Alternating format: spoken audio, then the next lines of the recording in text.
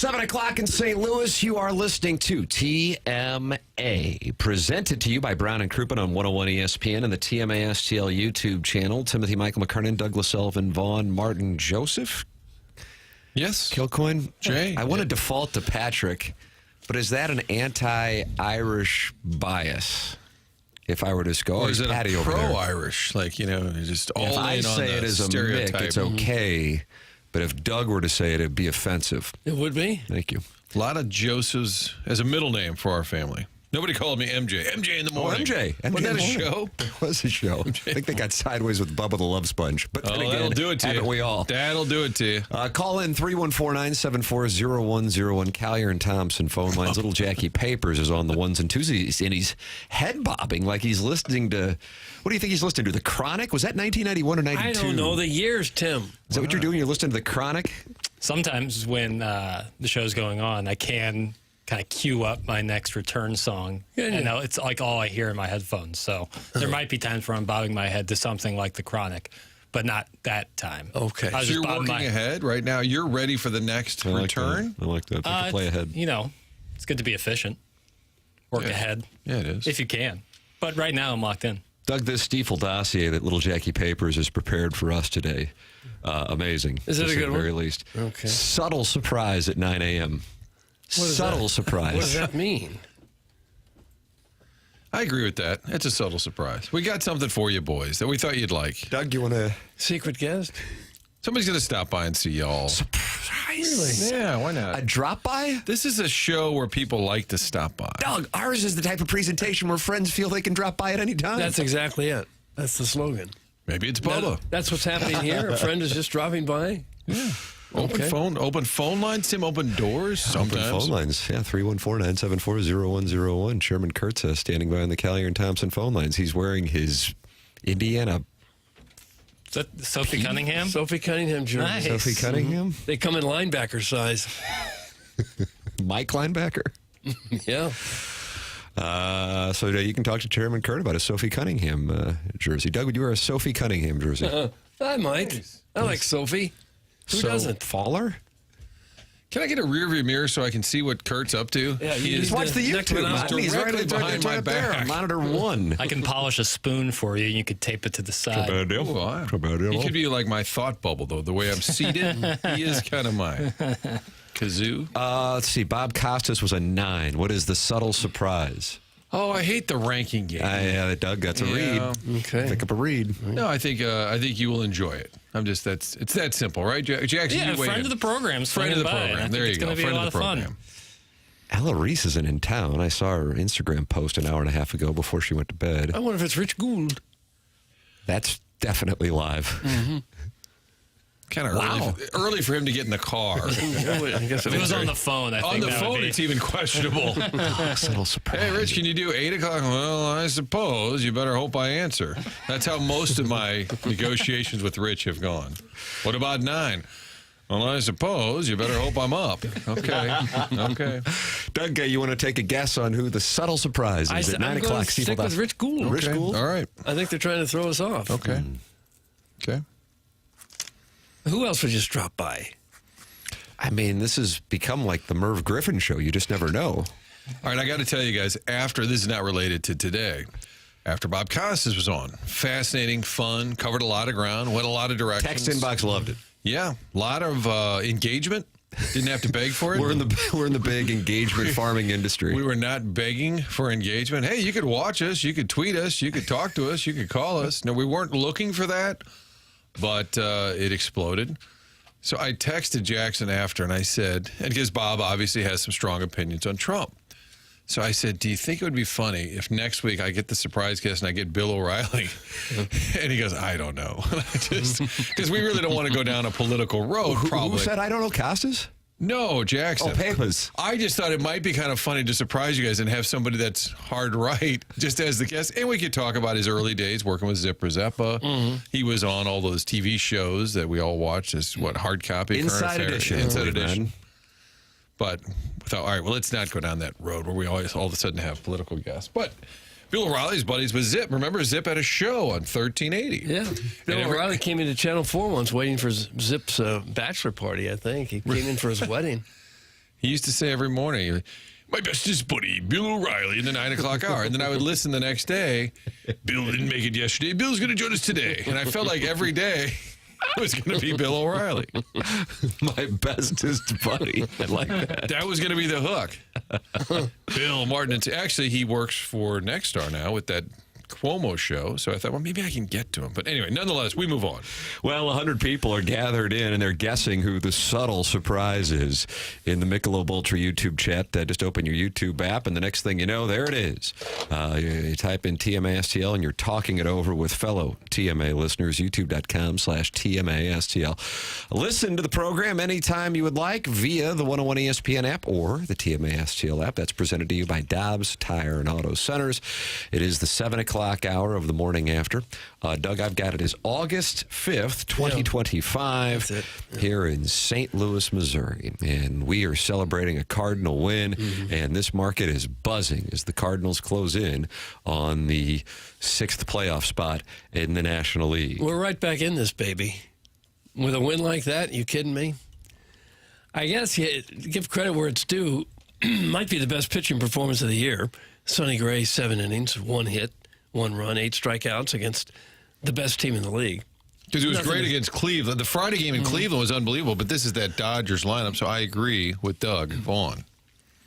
Because of the lineup, too. Yeah. Man. Gave up a home run, and that was it.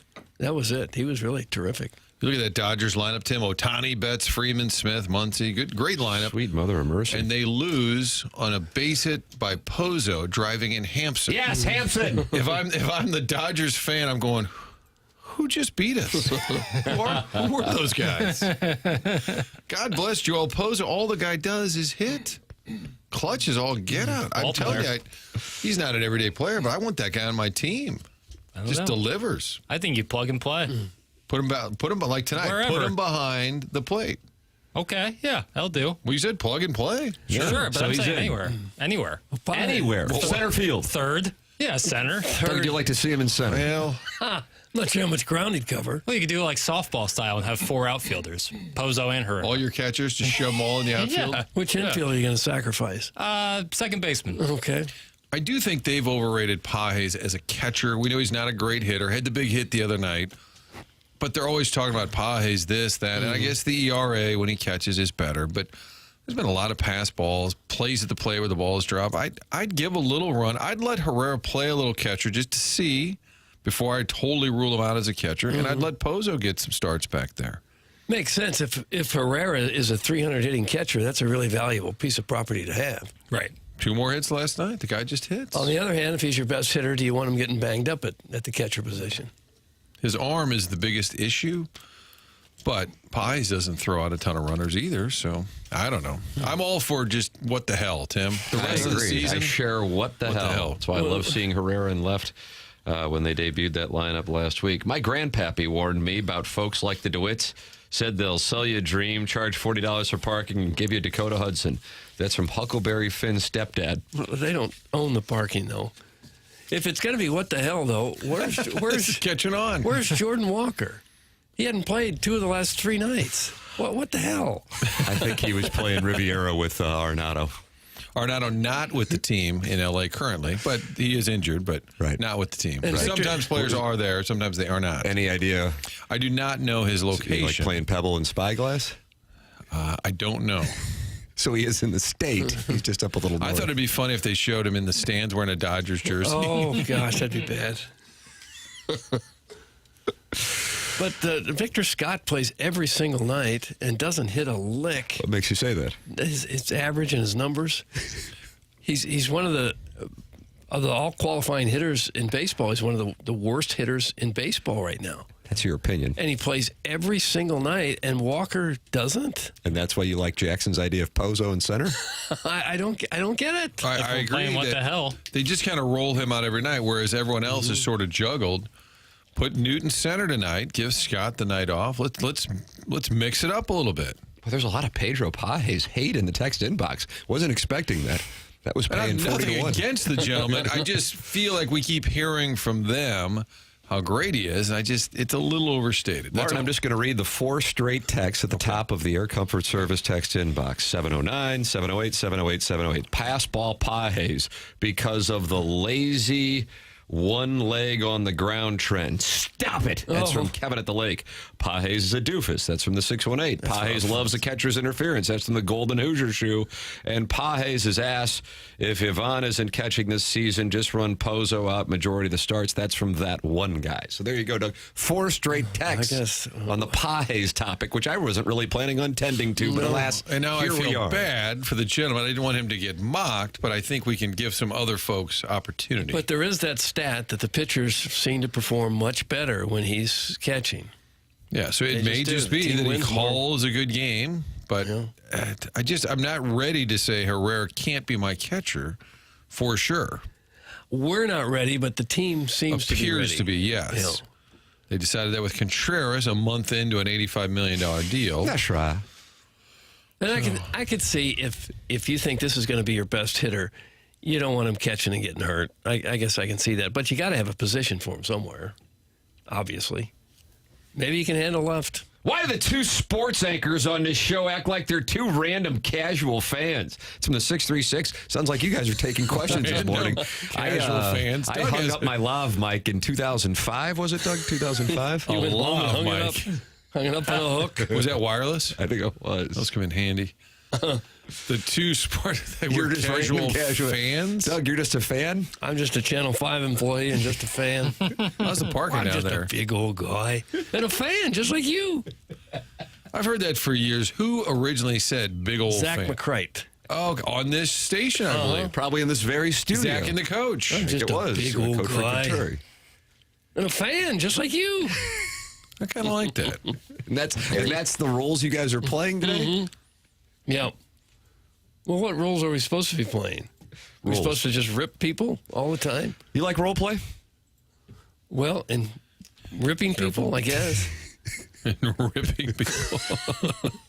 Rip anybody, I They do suppose. seem to play the Dodgers well, just like historically. They tend to be good games. They've won 3 out of 4 from the LA Dodgers this season. Go figure that.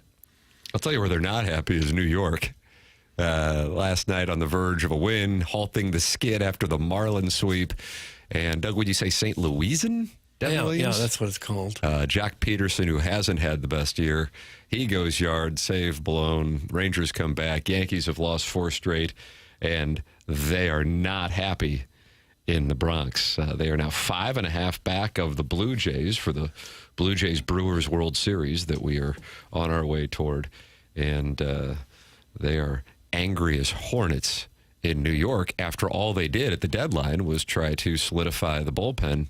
But alas, it has been ass. Check that out again. But alas, it has been ass. David Bednar a couple nights ago, and now Devin Williams again. And Boston's come out of nowhere, and they've won 6 in a row. They're right in the thick of it, too. Yeah, and I don't know what the hell they were doing at the deadline, but hey, whatever. Steven Matz, wherever he goes, team wins. And now we've lost Luke and Baker. Oh, we've lost the delightful pleasant- gentleman. Yes, he's so pleasant. The Dodgers picked him up. But he'd had a horrible year at Memphis. And he was hitting 196 at Memphis with only 10 homers. And the year before, he had 32 homers. The year before that, 33 homers. And he hit 334. He got to St. Louis and lost it. That seems to be kind of a recurring theme, doesn't it? Hit big Tear it up in the minors, get to the major leagues in St. Louis. Oh, forgot how to hit. I was looking up his postseason stat. hero in L.A. waiting to happen. Book it. In his minor league career, he's had over 2,600 plate appearances, and in the big leagues, less than 200. So I'm sure at some point, if you're that guy, and we talked to him about it, it's a little depressing knowing you're the all-time home run leader for the Memphis Redbirds. It's just a nugget you don't want to have on your resume. But my issue is that the Cardinals never seem to really be too excited about him. Well, where would we put him? Well, what are you going to do with him? Seemed to be the vibe. Yeah. And I would always say, you drafted him. Second overall, his second round, $800,000 signing bonus, and then never really seemed to like him. And if that was their attitude, why is he even in the organization? Yeah. If he hits like that and you think you have no purpose for him, then you're wasting your time putting him out there.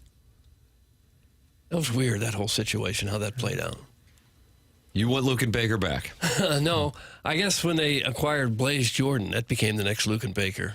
That's the big right-handed hitting first baseman with power.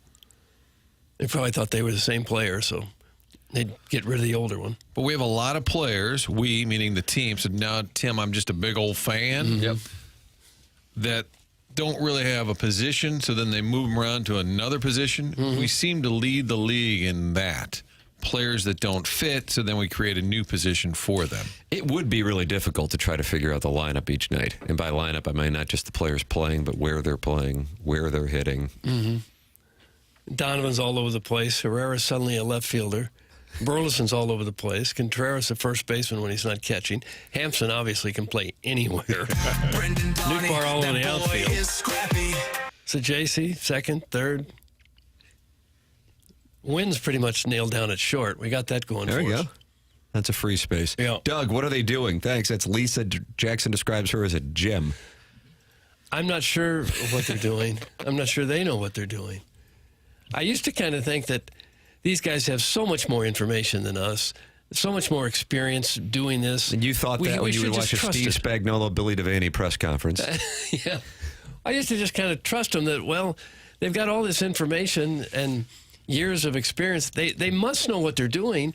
But then over the last 3 or 4 or 5 years, it's just every personnel move they make seems to not work. Can I give you my starting lineup? No. No. So maybe they're just guessing. Who deserves to Wynn play would. every night, Doug? Who deserves to play every night? Wynn needs to play every night. This dude be bussin'. Yeah, Herrera has to play every night. Both homered last night. And the list pretty Jackson much wants Pozo in center. the list pretty much ends there. Donnie? Well, he's deserved. He's fading a little bit here. Yeah, Yeah. he's riding pine for the South Side Seaman, Yeah. the most storied team in fantasy I sports. think that's gotten to him. I think you know who he is, so it's not like you need to see him every single game the Oh, I rest of see the what way. you're saying. In this runway season, Tim, Yeah. this is a runway It is a season. runway. I think Walker needs to play every night. I'm not sure Gorman does. I kind of They think agree with you on that, I kind of apparently. think Gorman is what he is right now after 4 years in the league. Nolan Gorman got his eye back. So it's a pretty short list of guys that I think absolutely have to play every night.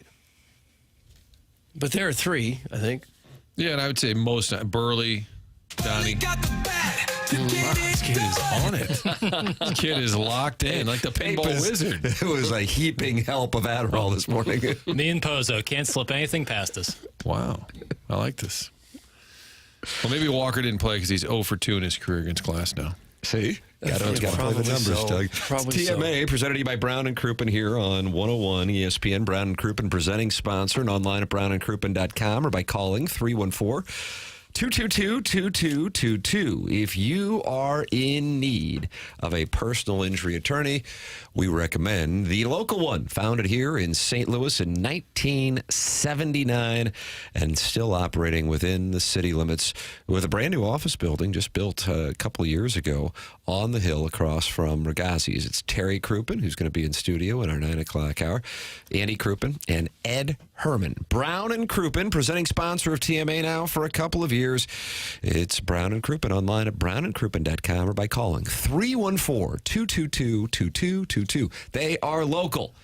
That's the key. They are right here. They know the legal environment, and they're the presenting sponsors of this program. Support the sponsors. That's the name of the game, brownandcrouppen.com. Remember, the choice of an attorney is an important decision and should not be based solely on advertisements. Call in, text in, email in, or just talk with other TMA listeners in the YouTube chat at youtube.com/TMASTL. And you can text it, 314-299-9646, or call in 314-974-0101, where Chairman Kurt, wearing his Sophie Cunningham jersey, will take your calls. The program's TMA. It's presented to you by Brown and Crouppen on 101 ESPN and the TMA YouTube channel.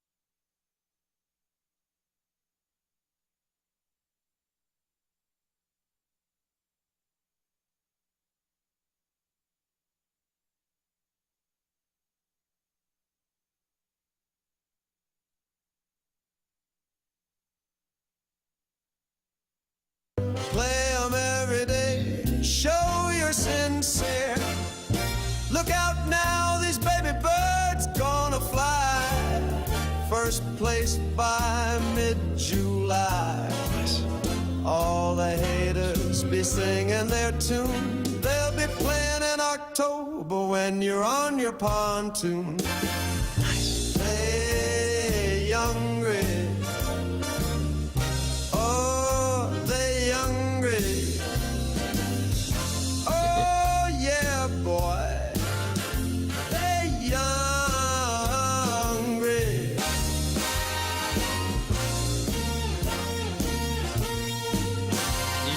Hard not to get fired up. I just envision the old guys in the back of the orchestra just smiling as they're playing this, just so happy with themselves. Bah. Da. Mason Wynn, this dude be bussin'. Opposing pitchers gonna have nothing. Jordan Walker finally coming round. This man Chow could be Cooperstown bound. Well, now AI's got a little out of the mark here. It's TMA 101 ESPN, the program presented to you by Brown and Crouppen. We are also visible on YouTube at youtube.com/TMASTL. And you can talk it over with other listeners. Michelob Ultra YouTube chat. Michelob Ultra, 95 calories, 2.6 grams of carbohydrates.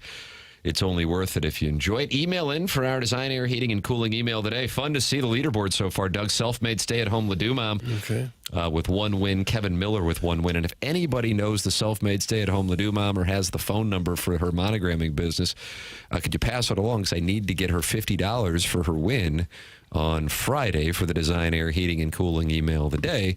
But she has not gotten it to me yet. I need to get her Venmo to pay her the $50. Huh. And she probably needs that. Her.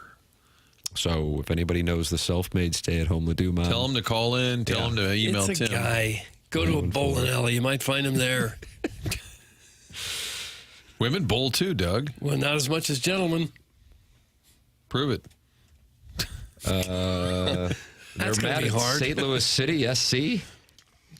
Let's just ignore City SC. They suck. Hey, Carolyn, sell the team to someone who knows how to win. That's from the total package, Doug. Gosh. So now of the 30 franchises in the area, portion of the fan base of 2 of them want the owners to sell. So that's where we are. Welcome to the winter of our discontent in August. The city thing's really blowing up. I see it on national websites now, the video. Are you talking about the guy who was escorted out of the building? Yeah. I think the texter was just mad at the club. I think they're just mad at the club. Well, the club's been bad for a while. What makes you say that? Well, have they won a game in the last 2 years? Not many. They won a couple this year. Yeah, it's been rough.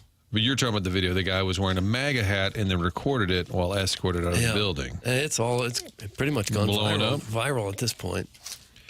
I was told That's not what they needed. Well, I was told that and I guess it's on a bunch of Reddit pages too, like throughout the last year, people were mad because they got kicked out or asked to remove signs, and they had signs that said like F Trump, and they were told take it down.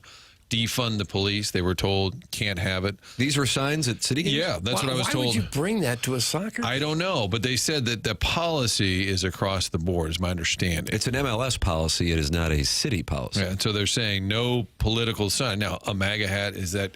My question is, how is that triggering anyone? But I guess it led to a lot of, like, screaming at each other. I don't know. But yes, it has gotten... I don't think they've made any comment on it. Why would soccer be so political? I mean, you don't see that at Cardinal games, really. You don't see that at Blues games. That's interesting.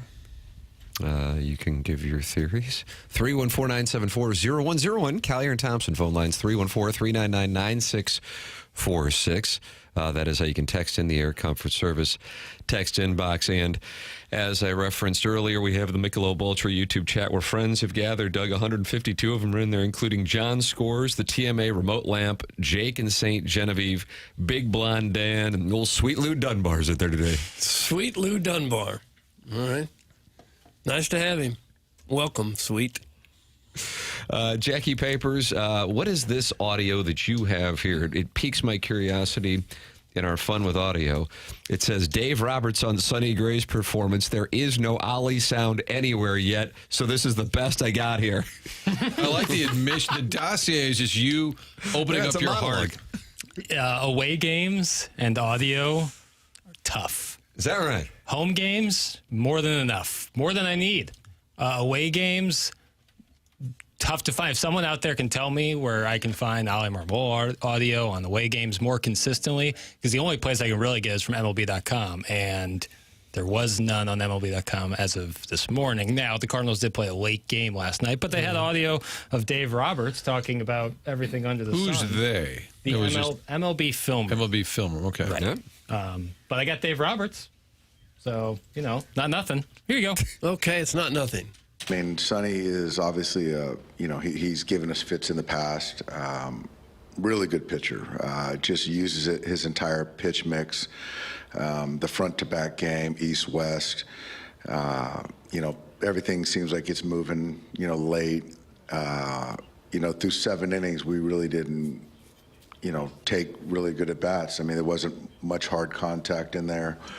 You get the reliever in there, and we scored a run, and it's hard to win a game with 3 hits.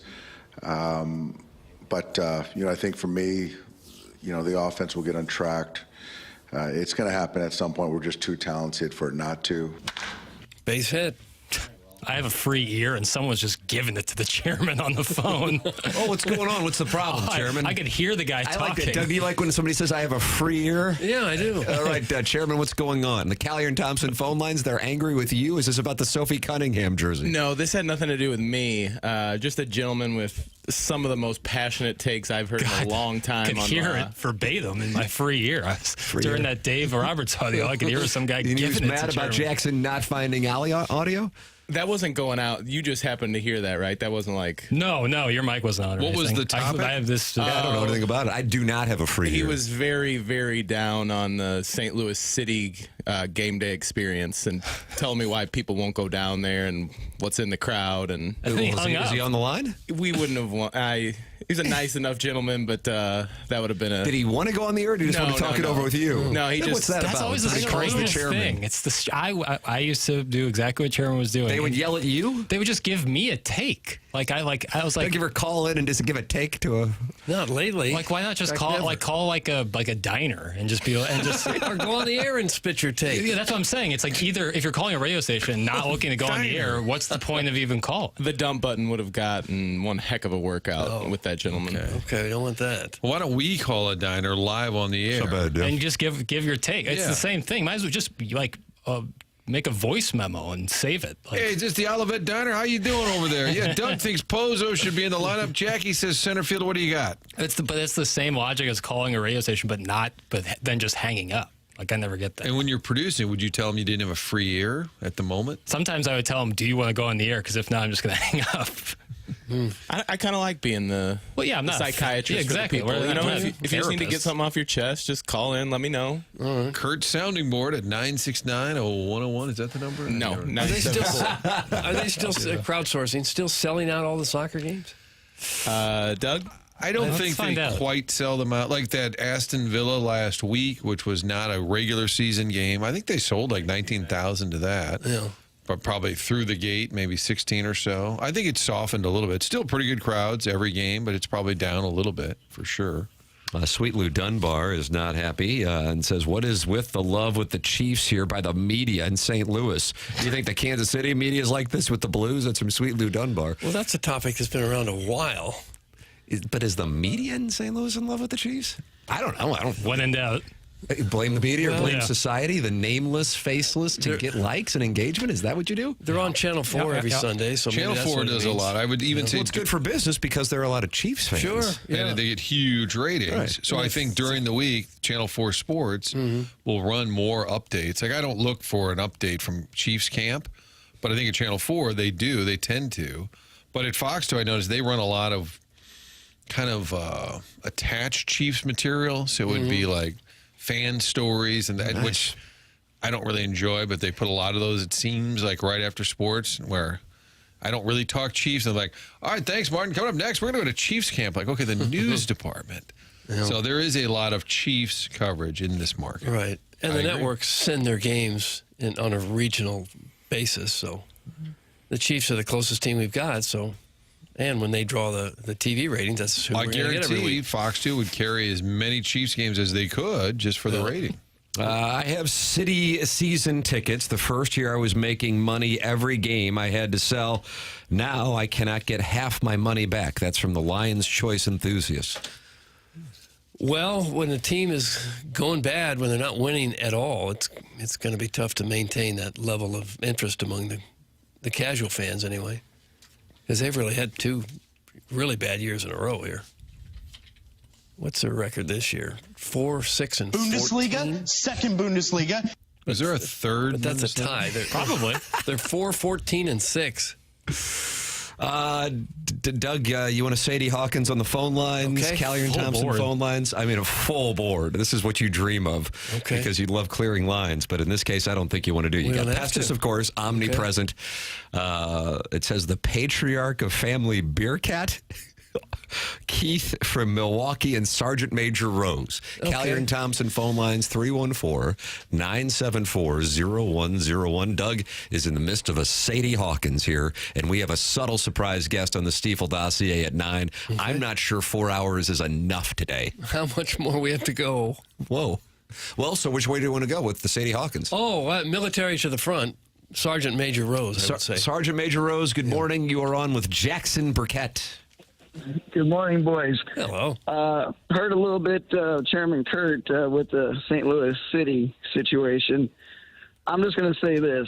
Leave my politics out of sports. And I heard a story. I'm not sure if it's accurate or not. Maybe you can crowdsource it, as you call it. But apparently there was a young man that wore a MAGA hat to a City game and was escorted out of the stadium because they told him they don't support that there. Can you confirm or deny? Yeah, that's the video that Doug was referencing that has, as they say, gone viral. He was wearing a MAGA hat. He was kicked out because it was a political statement. The MLS has a blanket policy. Well, they against asked him that. not to wear the hat. Right. And if But it's not about MAGA specifically. It's about a political. Right. Well, What I which- read on the website is you're not allowed political signs or banners, but it's not written on the dress code part of the website. So it does not say you can't get political with your dress. It does say you can't have a sign or banner. So there's kind of a gray area there. Right. Is a hat a banner?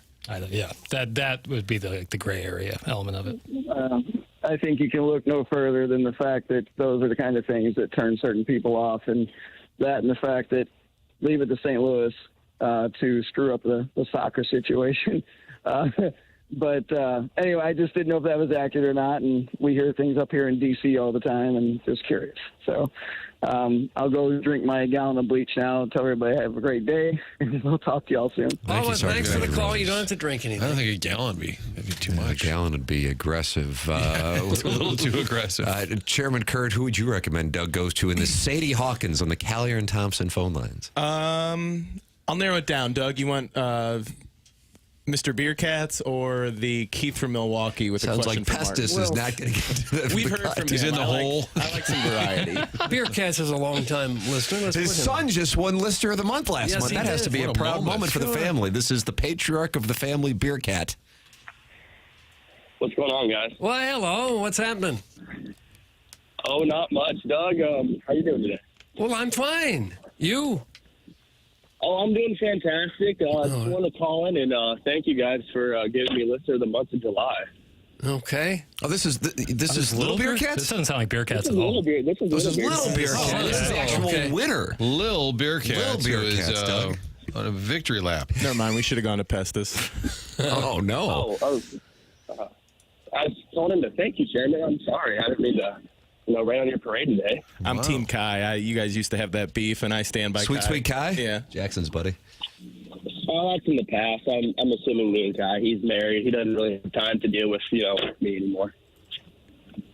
Well, is there anything else you'd like to add other than your happiness for winning this prestigious award? Well, I was going to ask if there was a prize to this at all. I don't really, I guess, know. What sort of prize did you want? Yeah, what did I win? You win nothing. There's a prize. You'll be emailed. There is a prize? Yeah. You'll be What is emailed. it? That right there. Oh, no, I know. Hold on. Give me a second. I know Jackson, what it is. go to break. I believe it's a speaker. I believe it's a speaker. Okay. Doug It's Geeker like speaker. Like a wireless speaker. We'll get you TMA little branded. Bearcats. We'll get you a little something, okay? No, there's something. Oh.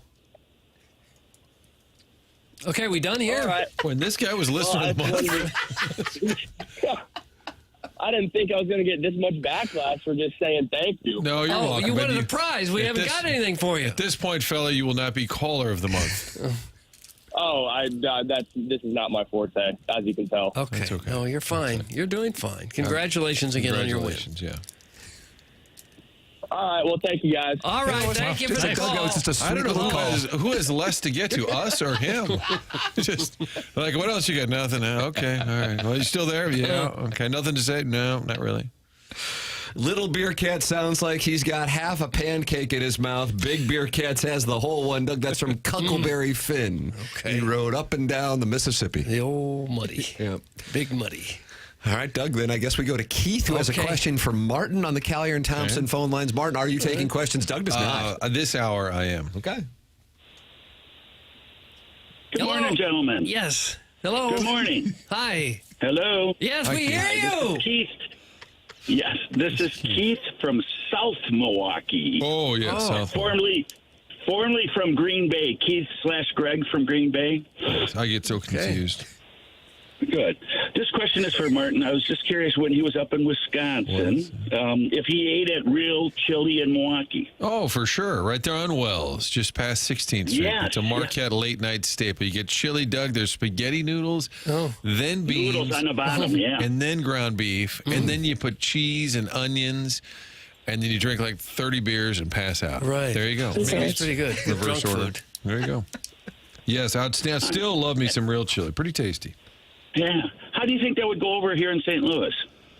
What did we have? That O.T. Hodges was big. Is that still going? Yeah. We kind of had. I don't know if it's still going. It was downtown, wasn't it? Yeah. Not much left down there for restaurants. We can make a No, run there at it. What do you isn't. say, Keith, Greg? We can make a run at it. Let's go in, partners. Yeah, yeah. I can supply the diced onions. How about that? All right. Wow. Wow, what a deal. I'll take care of all the capital. You got the diced onion. Oh. What's All a right, delight? gentlemen, go Brewers. Oh, no. Oh, Doug, it was gosh, Keith that from touched a South raw nerve. Milwaukee with an investment proposal to Martin. Martin puts in the capital. He brings the onions. Diced onions. I'll tell you what, I'm excited for this Brewers series. Well, in Milwaukee, they are getting kind of excited because that squad is now, 3 up on the Cubs? 29-9 since mid-June, Martin. How Some do you guy do? named Isaac Collins had the 3-run homer last night off Eric Fetty. So the Cardinals continue to help the Brewers because Fetty served it up does it last night. count if it's off Fetty? We were talking about pancakes a moment ago, and Pat Murphy likes to keep a pancake in his pocket during the games. He talked about that on Apple TV on Friday. Real pancake? He keeps a pancake in his pocket. He calls it a pocket pancake. Pocket pancake. So he can snack? He was being interviewed by Right, the I woman understand with that. Apple TV, and he pulled out of his pocket a buttermilk pancake. Is it folded in half? Yeah. And he just held What it in out. the world? And he ripped a little part off for her. And took a bite out of it? Yeah. Was it just a gag? It's got to be just a gag. It sounds like you're food shaming there a little bit. The gentleman who has a pancake in his pocket. We support it. Doug, what food do you have in your pocket loose right now? Little chicken tendy. Clam chowder? I got nothing. Waffle fries, perhaps. Nothing. Napoleon, give me your tots. I got nothing. What's the Don't carry best food in my sandwich trousers? food? Like the best pocket food? Yeah, and it can't be in a package. Right. Like fruit Probably snacks. banana because it has its own banana? natural casing. Yeah, but you can be Nah, sending don't a say natural message. casing. Where do you gotta Exactly store right. that The thing? peel. God, it's always phallic with you, isn't it? Well, I Is mean, this spinal tap? if the shoe fits. What's that, Martin? Sorry. Sorry. Keith sounds like he has a BMI of 75 and uses a CPAP machine just to breathe in the shower. That's from Steven Time. Oh, that's too rough. Too rough. That thing, you got to Martin, plug that's that your in. business partner. You can get electrocuted. I guess a Pop-Tart would fit in your pocket, wouldn't it? Ooh, frosted that's brown a good sugar and call. cinnamon, if you Yeah. please. Unfrosted for Just me. about the same size as your pocket. Jackie was trying to send out messages to people. I mean, a banana in your pocket, maybe not What? first choice. Oh, well, keep your mind out of the gutter. Guys, here's a recap of these 3 callers in this phone line segment. Number 1, stolen valor. Number 2, Nepo baby. And number 3, some Wisconsin fat calling in about chili. That's Carlos Spice Wiener, not happy with the Callier and Thompson phone line. We don't know if he was fat. He had the Wisconsin accent, though, didn't he? But like when an offensive lineman gets a fumble recovery and runs it about 30, 40 yards and need oxygen on the bench after. I'm just imagining him after a shower needing a break, sitting on the toilet with oxygen. Oh.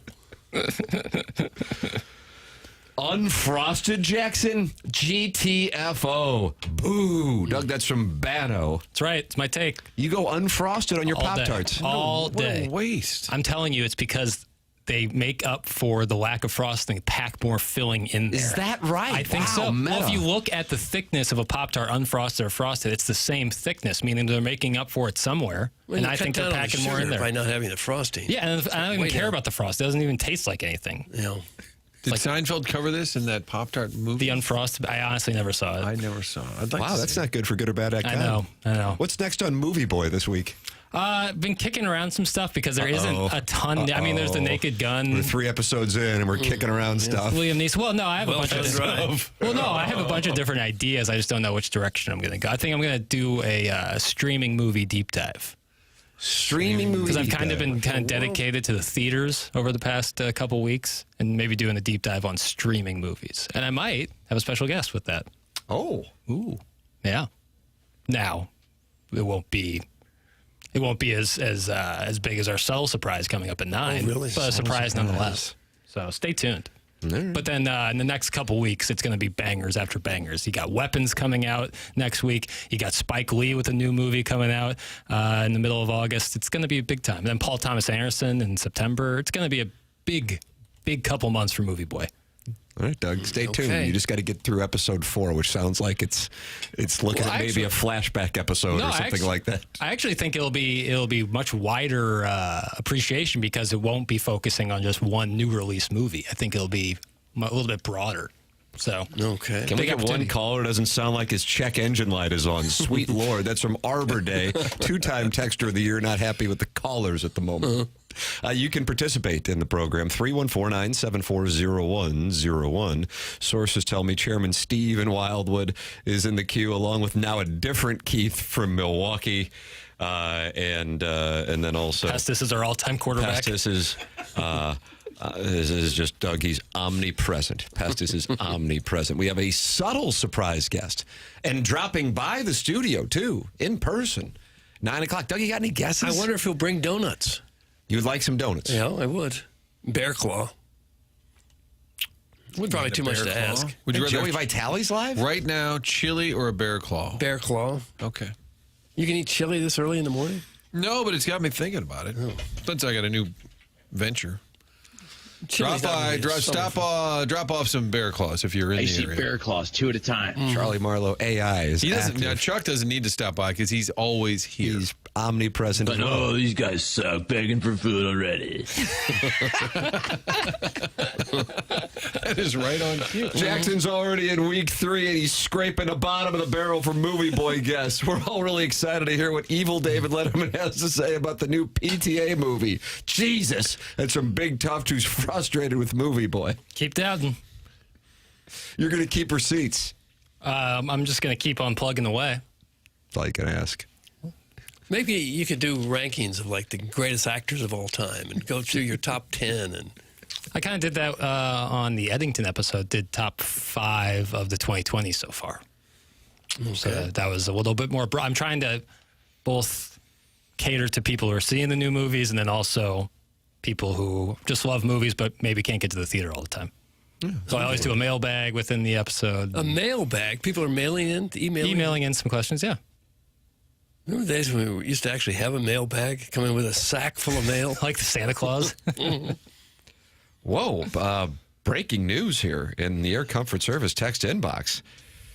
Lady Beercats is now involved in the text inbox. Little Beercats, your mom starts finally listening again to the show, and then she finds out you can't talk on the radio. Don't worry, guys. Lady Beercats is back, and we will fix this problem. P.S. I should probably find a new name. Doug, that's from Lady Beercats, who's disappointed with the phone call of the second-generation listener of the month, Little Beercats, her son. And now we have some kind of drama playing out amongst the Beercats monarchy? And very publicly. Yes. She wanted her son to have a little more of a hot take than he had.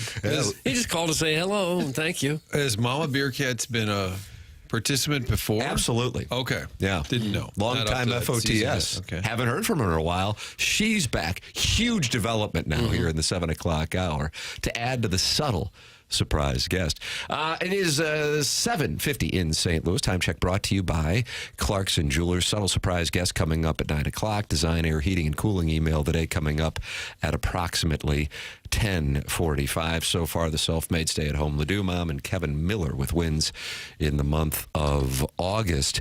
Design Air is online at designairservice.com. Doug, did you get out and enjoy the weather again yesterday? Did you ball strike? Yeah, You I focus did. on the Played some shaft golf. lean to compress? Played some and golf. where'd you play? Might have figured something out. Berry Hill. Oh, you and Rich Gould? I did not see Rich Gould. A guy I was playing with said, your weight is too far back on your heels. Get it more on your balls That's of your awesome to feet." play with people who would tell you how to play. Yeah, I was seeking advice because my game was so bad. I was asking him what I was doing. And I made a huge difference. I actually hit Maybe the this ball guy pretty needs to well. come in and give some swing tips on the air. Yeah, maybe he should. It really And all of a helped sudden me. you started hitting piss rockets. I wouldn't say that, but I started hitting the ball a whole lot better than I had been. Look at you. Who is this golf whisperer? Yeah. Was it Butch Harmon out at Berry Hill yesterday? Doug Marion. Doug Marion. Yeah, he got me straightened out a little bit. Nice. I was desperate for help. And all of a sudden, then you fired a 4-under. No, I'm so not. that- I'm not saying I'm ready for the tour now. I'm saying I can actually. Well, I did actually hit the ball straight a few times. Nice. That hadn't happened in a month. Nice. A month of Sundays. Well, it was glorious conditions yesterday. It's going to be glorious conditions today. High of 85. How do you do? If you're running any issues with your HVAC, go to designairservice.com. Longest running sponsor on TMA. That's Seth Goldcamp and his team. Martin's a client. Doug's a client. I'm a client. They've been with us for more than a decade on this show. It's Design Air Heating and Cooling. Online at designairservice.com. Design Air Heating and Cooling. Email in for the Design Air Heating and Cooling email today, the morning after, at InsideSTL.com. And now Beer Cats has just issued a statement. Not Little Beer Cats, not Lady Beer Cats, Beer Cats, who won the Listener of the Month. Was that January 2023? And we voted on it from Jamaica when Jackson was sharing a bed with Lisa Ann. Am I right on that? Oh, that is accurate. Right. Well, guys, guess my time here is over. I will take my stories somewhere that my ex-wife is not listening. And Doug, it's getting like we're awkward caught in in the the air middle of comfort something. surface. His time is Martin over. just let out a sigh of Well, I exasperation. wanted to Like an ask. awkward dinner party. I wanted to ask because I knew that Papa Beer Cats was on the singles scene because Lil Beer Cats was often helping him get. Coital hype man. Yes. So then when you said Mama Beer Cats chimed in, I thought, well, is there so it's an ex-wife situation? Gathering by the text, yes, but you never know if, Doug, someone has an Serial. open marriage in this program. Its banner is no kink shaming. Right. That's if we could bring a banner to a city game, we would wave a flag that says no kink shaming with the little TMA Get you logo. thrown out. They might support it there. Hey, Beer Cats family, take it in the front yard like the rest of Lee May. That's from Arbor Day. God. That's where you take your Terrible. beefs and in Lee the front yard. Arbor Day wants them to stop calling in to the son and then to the couple, stop texting in shots at each other. And to take it to the front yard like the rest of Lee May does. That's where they go. I haven't seen that in Lee May, but perhaps it happens. Well, Doug, right after the Real Housewives, you'll have Beer Cats and Son. Instead of that'd be a Sanford good and show. Son, you just Yeah. have the whole family. Yeah, good follow-up programming. Hey, Tim, making sure our restaurant provided private security and kept the crowd back while you were dining at Olive and Oak on Saturday. Never want you to have to deal with the public when you're in our house. Doug, that's from the recovering alcoholic from Belleville and Webster Groves. Okay. The paparazzi was outside, but I'm used to that. My You have wife's to go back used to to the that. kitchen and the back. And we do the Henry Hill. Yeah. Yep, that's exactly right. Okay. So, no, the security at Olive and Oak was outstanding. And I wasn't The harassed. security by was outstanding. I was not harassed by the proletariats is the term I use. Little people. Yeah, I feel awkward using that term. But, so thank you to Olive and Oak Security, Doug. It was delicious. Do they rope off your table and everything? Yeah, like yes. That's standard at this point. Once you go from HD2 to HD1, I think everybody gets that. Yeah. It was a wonderful repast. Do you like that term? No, I don't think I've ever heard it. Jackson, you probably use that term. A wonderful repast? So you're talking like about a meal? Yeah, that's what the repast is. It seems quite frontier. Yeah. Frontier. I've been called a frontiersman before. Yeah, I do well on the frontier. You're quite a woodsman. Pony Express type thing. You and Daniel Boone. Will Tim Zagat survey review include security? I could see you Not about the food. Glorious. The Daniel Boone hat. That looked good. Doug, I had the octopus. Oh, again? Yep. My wife goes, why don't you take a picture of some of the tentacles and text it over to Doug right now? I said, I don't think he wants that on a Saturday night. A big flopping tentacle still moving around on your plate. Oh. It just sounds hideous.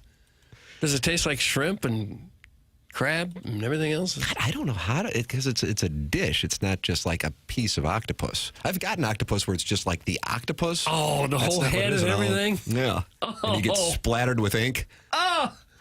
Hey, Tim, I saw you on Saturday, and you looked unbelievable, but I was too shy to come and say hi. Hey, Doug, can I come up and slap the big butt cheeks? Thanks. No. That's from Steven time.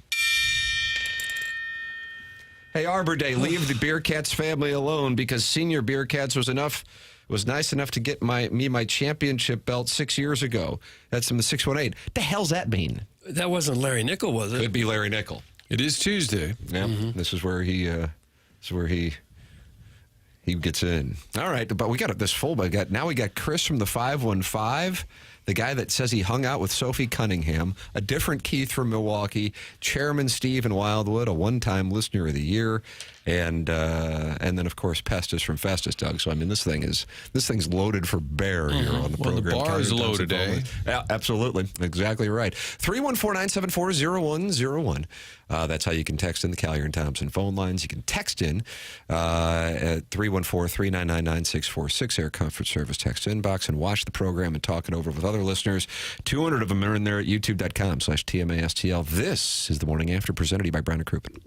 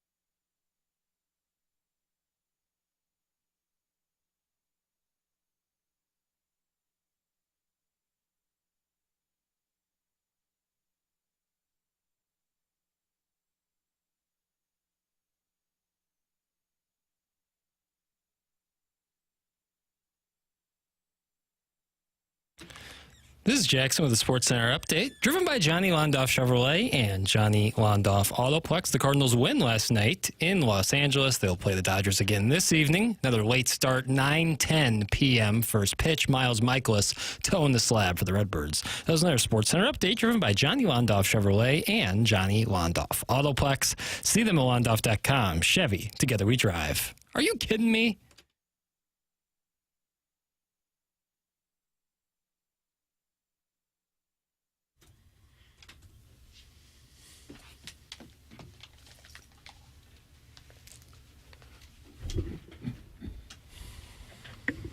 Doug, Knights in White Satin. Moody Blues. Jackson's movie themes. Song themes. Music themes. What do we have? They were just here, weren't they? They reissued this 1967 single in 1972, and it reached number 2 on the U.S. charts 5 years later, which was higher than the initial release. And that was on this day in 1972. I find that interesting. And this was used in a Scorsese picture? It had to have been, right? Doug, which film? I don't know. It was a huge song on its own. Jackson it was definitely host movie boy. I kind of felt like andownsgoodOrBad.com. It was definitely used in Sopranos. An episode name, I believe, is Night in White Satin, but it's spelled with the K. Night in White Satin. Was it Graham Edge was in the Moody Blues, and he liked to do poetry. So in the middle of some of the songs, they would just let him kind of opine with poetry. Surprise, surprise, it was in The Big Chill. Jackson loves The Big Chill, Martin. I do. Good or bad? Good. I like movies where people just hang out. Oh, it sounds exciting. Just hang out. Whatever Tim eats at my restaurant has to be good. He's never wrong. Doug, that comes from David Klein of Hedonism. Just a really, really horrible eliminating experience. Jesus. Can we talk sports now? Hey. That's from Little Oliver's Puppeteer. Okay. Doug, very busy time in the world of sports in the incel community. What would you like to break down? Martin, you were talking about a list you saw on ESPN. Is Lamar Jackson a top 5 passing quarterback? Let's load up the phone lines, 314-974-0101. I'm going to go out and pick up smoking again. You're going to start smoking again because you're upset? That'll do it. It was on TV the other day. I looked up, and it said top 5 for Lamar Jackson in the passing category. Oh, see what we did there, Doug? I do. And then you, as a sports anchor with no real athletic ability, talk about his footwork, and you don't like his release. Right. Kind of break all that down. Yeah, if you could. Tim, you like to wager? Yes, I do, actually. Okay. Miles Michaelis is on the, what did you say, Jackie? He's towing the slab tonight in on the L.A. bump. Beautiful Dodger Stadium. Some of the numbers. Dodger hitters career against Miles Michaelis. I'm going to just say, okay, so 3 hitters, Ohtani, Betts, Freeman. Who do you think has the highest average against Miles Michaelis? Of those 3. I'm going to go Freeman. I'll say Ohtani. Ohtani is the correct answer. 4 for 8 for a 500 batting average. But, Tim, you may want to put some money on Freddie Freeman to do some damage because he is 9 for 20 with 3 home runs against Miles Michaelis. Holy crap, Doug. Let's see what the odds at home run are tonight. That's Maybe we'll, 450, so 3 homers in 20 at-bats. Mookie Betts, not far behind, 4 for 10 with 2 homers against Miles Michaelis. So those numbers, not real encouraging, Doug, if you were looking to get that series win tonight. Michaelis has had some really good starts this year. He's just had 2 or 3 that were just horrendous, and it's blown up his ERA and everything. But it feels like if we can get hot, What? Oh, what? Hold on a second. we can What? take a run at 3rd place Okay. and stave off the Pirates who are coming hard. I don't know. The I like a good Reds. staving. Reds are going to be tough. Reds Hello, beat the Cubs. wild card. Daddy likey. Where are we in the wild card? Boy, we're talking a lot of sports right now. 5.5 out. 5.5. 5.5. This is a topic that does intrigue me, actually. ILL, Martin, number 12 in the coaches poll. Now, Missouri could be ranked number 1, or Illinois could be ranked number 1 for that matter, and go, what does it matter? But, hey, it's an illustration of the expectations for the Illini this year. Missouri on the outside looking in, others receiving votes, and if you were to count past the top 25. Missouri would be 27.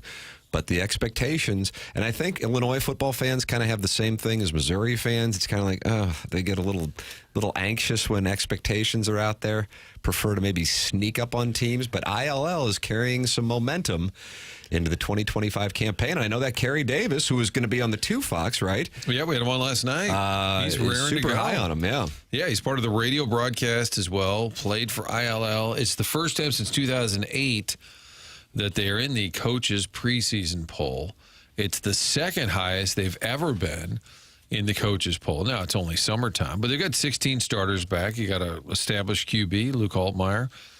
I'm excited to see what they can do. You got USC coming. Doug, when you think of a big Big Ten rival, is USC and Illinois one of those classic Keith Jackson kind of games? Yep.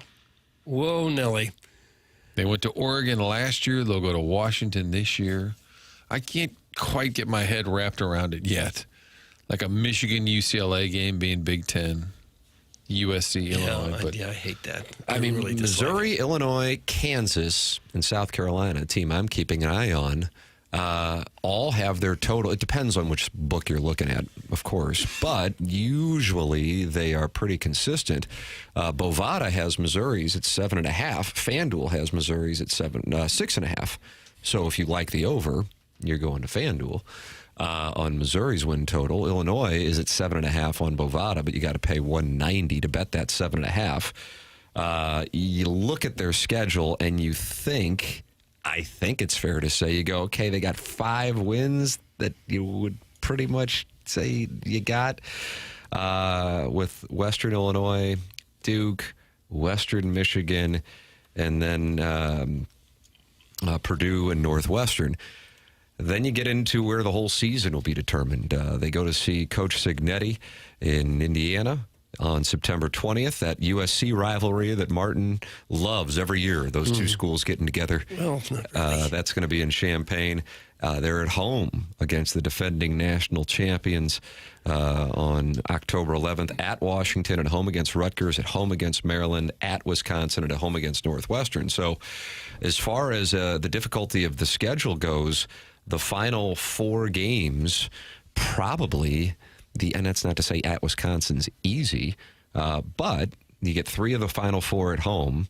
And when you're talking about the Big Ten conference where 3 schools are considered to be in the mix for the national championship, and you fade 2 of them, or 3 of them for that matter, if you include Oregon and Michigan along with Penn State and Ohio State, that's a pretty, again, so much comes down to schedules, and it's a pretty friendly schedule, and it's a really friendly way to end the season. Point being, if Illinois is sitting with 2 losses going into those final 4 games, there's a real good chance they finish 10-2 and are in the mix for the college football playoff. And I have to tell you, looking at their schedule, that is something that is realistic. So, Doug, get ready for Missouri and Illinois and Champaign on the 3rd Friday of December. Hello again, everybody. Okay.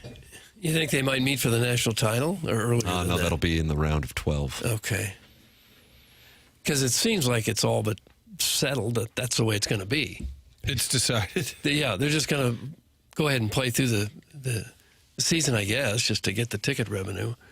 But clearly the outcome is already known. It's going to be Missouri and Illinois in the national title game. Missouri sold out its season ticket allotment yesterday. How about that? Fight Tiger. People are fired up. It's a great home schedule. I mean, that's a big part of it. Number 1, you get 8 home games. Number 2, you get, 5 of them in September, in October. That's glorious. I mean, you're talking about getting to see a guy who's in the mix for the Heisman and Lenora Sellers in September. You get Roll Damn Tide. You get Texas A&M. And then, of course, the headliner for most Missouri fans would be Rock Chalk Jayhawk in the second game of the year. So you got both the local teams in the mix here when it comes to college football, and that's a wonderful thing. I don't see any teams on this schedule, Timmy, that can clip our Tigers' tail. So you like them against Roll Tide? In Alabama, yep. Just line them up only to knock them down. So Kalen DeBoer will come to Columbia with 2 losses, and just like they did with Dan Mullen, Eli Drinkwitz dresses up as whatever Star Wars guy that was. Yeah. And he ends the Kalen DeBoer era a year and a half in. It could happen. Could happen. If Alabama has 3 losses leaving Columbia, that's possible. Yeah, he might not make it back to Tuscaloosa. Alabama's ranked, 8th here at the start? That's kind of low for them usually. Yeah, they're ranked 8th. Texas, number 1. I did hear a national pundit who breaks it all down. It was not a hype guy or a clickbait, and he said he thought Oklahoma was way underrated. Yeah, I've seen some. And he of that said if too, you Mark. look at last year's losses, how close they were, and he said I think they could sneak into the playoffs. So watch out for Oklahoma. Boomer Sooner, Martin That's an Kilcoyne. 11 a.m. start in Norman. They got a break with the 11 o'clock start in Norman. Bad break with the 11 o'clock start for Roll Tide in Columbia. But if you are looking at Roll Tide, we'll see what Florida State is like this year. That is at Florida State on August 30th, so that thing's coming up. They get to return to Tuscaloosa to take on Wisconsin after going to Madison last year. They're at Georgia on a game that I know the college football schedulers like to do for my birthday on September 27th, Doug, and that's always something traditional. So, I mean, there is a chance that they are sitting there with 2 losses, and then they got to see Diego Pavia to try to vanquish him this year after not being able to get him. He's still there. He's still there. Yep. Okay. If there was an early spread on that game, if it was Bama minus 21, I would put it on it. Wow, you're at shorting home, the... After last year, I think it's weapons hot when it comes to Vanderbilt coming to town. This guy's shorting the Commodore market. Oh, big time. Them in South Carolina. Too much hype for old Shane I Beamer. appreciated Brett Bielema the other day. He said, they're talking about all the expectations. He said, well, look at last year's. We barely beat Purdue. He goes, and they had 1 win. And he goes, we needed a field goal in overtime to beat them, which I thought, it's a great point. He goes, for whatever reason, we always struggle to beat Purdue. Roll Tide, after leaving Columbia, and who knows what their situation will be. Like I said, they got at Florida State, at home against Wisconsin, and at Georgia, and against Vanderbilt at home. Then to Columbia. Then here are their next 4 weeks. Settle in. At home against Tennessee, at South Carolina, at home against LSU, at home against Oklahoma. Hello, friends, and welcome to the Southeastern Conference. Yeah, and earlier they played Georgia. That's right. Yeah. At Georgia, between the hedges, as Still you got to call play it. Auburn at the end. Yeah, War Dam.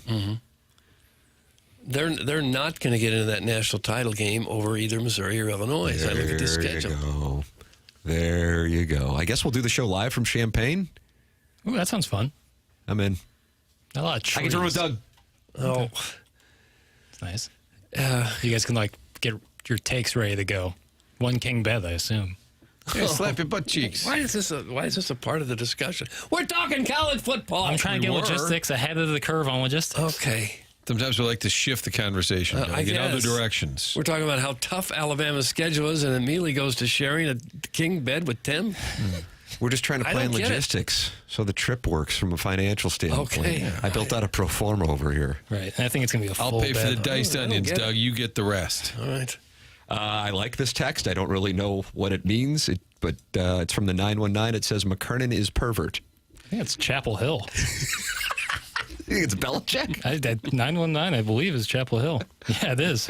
Weird. Raleigh, Durham, and Chapel And Hill. honestly, I can't argue with it. So could be live for text of the day, although Arbor Day had a wonderful text regarding the Beer Cats family fighting in That the one front text yard of in the day. Limay. Yeah. Well, we heard from Dan Patrick yesterday. He's not concerned about the perverts in Italy. That's so, correct. I But don't if think you're it's gonna- anything for you to worry about. If you're going to send in that email, wouldn't you at least say Tim is a pervert? Did you forget the word a? Tim is pervert. We're just learning the language. Yeah, either add an ED at the end or an A at the beginning. Right. I don't know. I accept it. It could have been a talk to text. He really wanted to get the Had to get it out. You said it twice. Then we'll get some calls. 314-974-0101 if you want to call into the Callahan Thompson phone lines as we're getting ready for the Missouri-Illinois.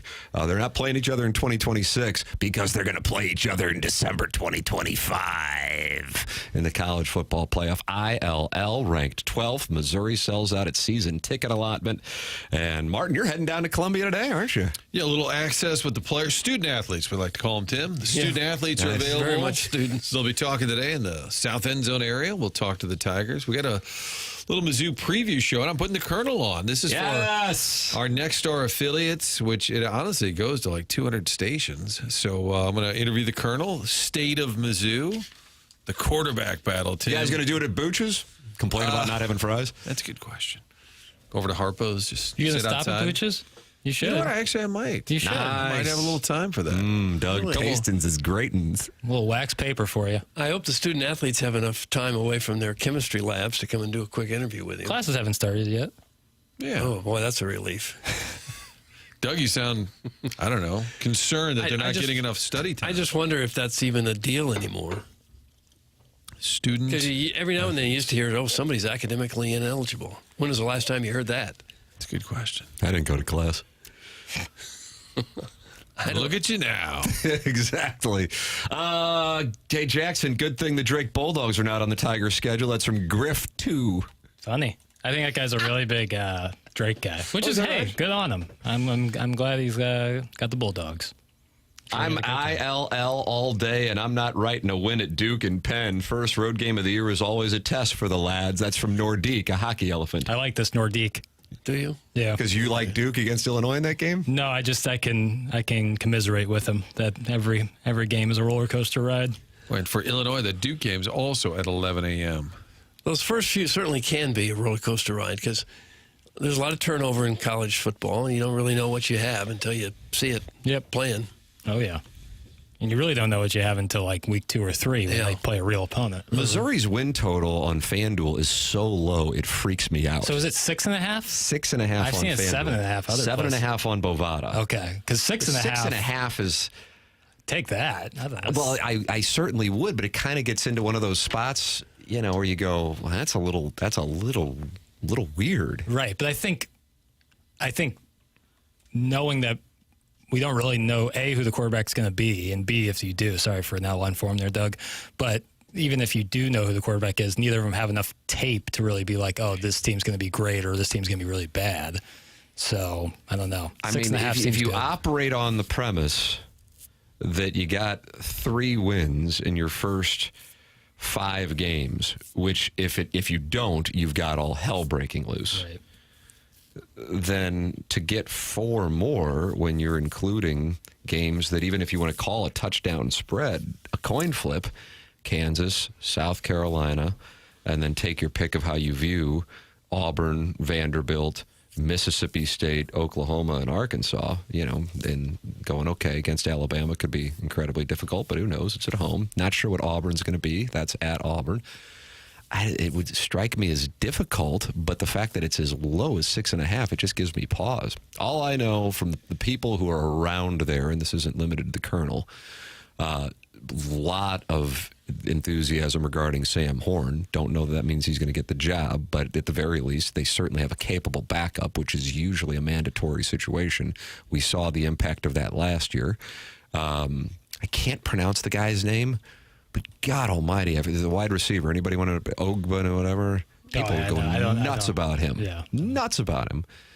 And then the defense.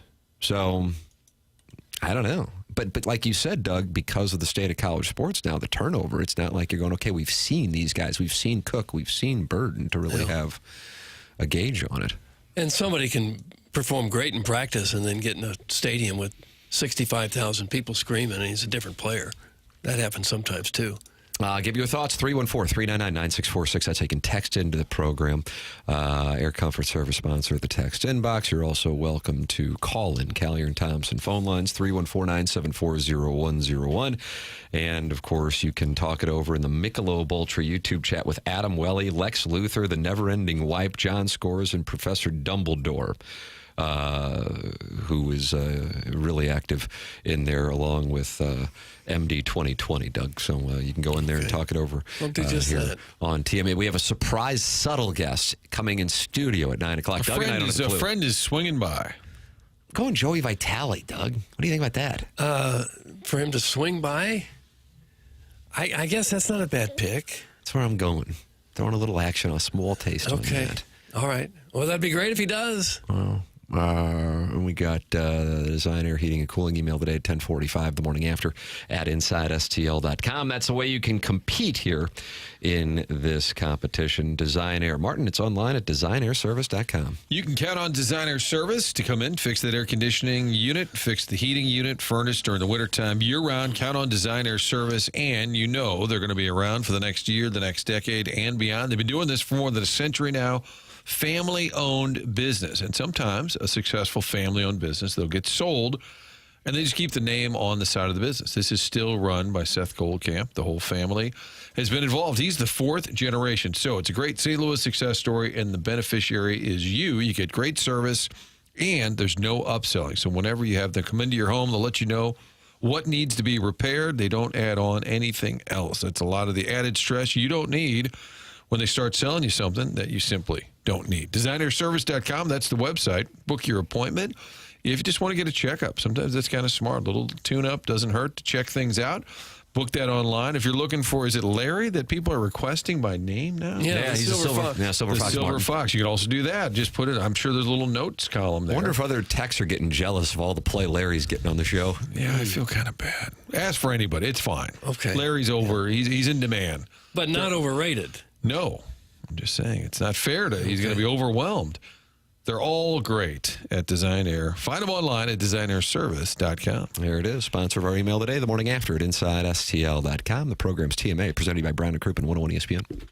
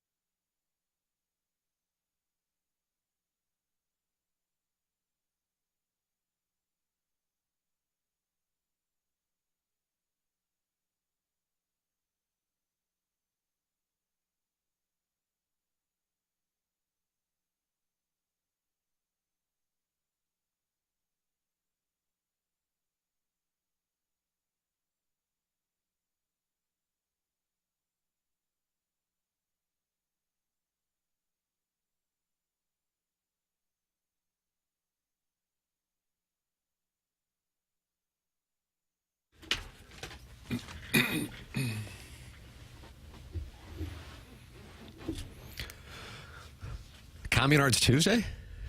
Yeah, Give me Somerville? Kind of feels like a Communards kind of day. Yeah. It's a beautiful day in the area. Tim McKernan, Doug Vaughn, Martin Kilcoyne taking the segment off. Little Jackie Papers. Chairman Kurt wearing his Sophie Cunningham jersey. Is that So Faller? Yeah. She's on Instagram. On Twitter, Instagram? maybe. Twitter? Yeah. Doug, is she on Instagram or Twitter? I don't know who it is. I don't know.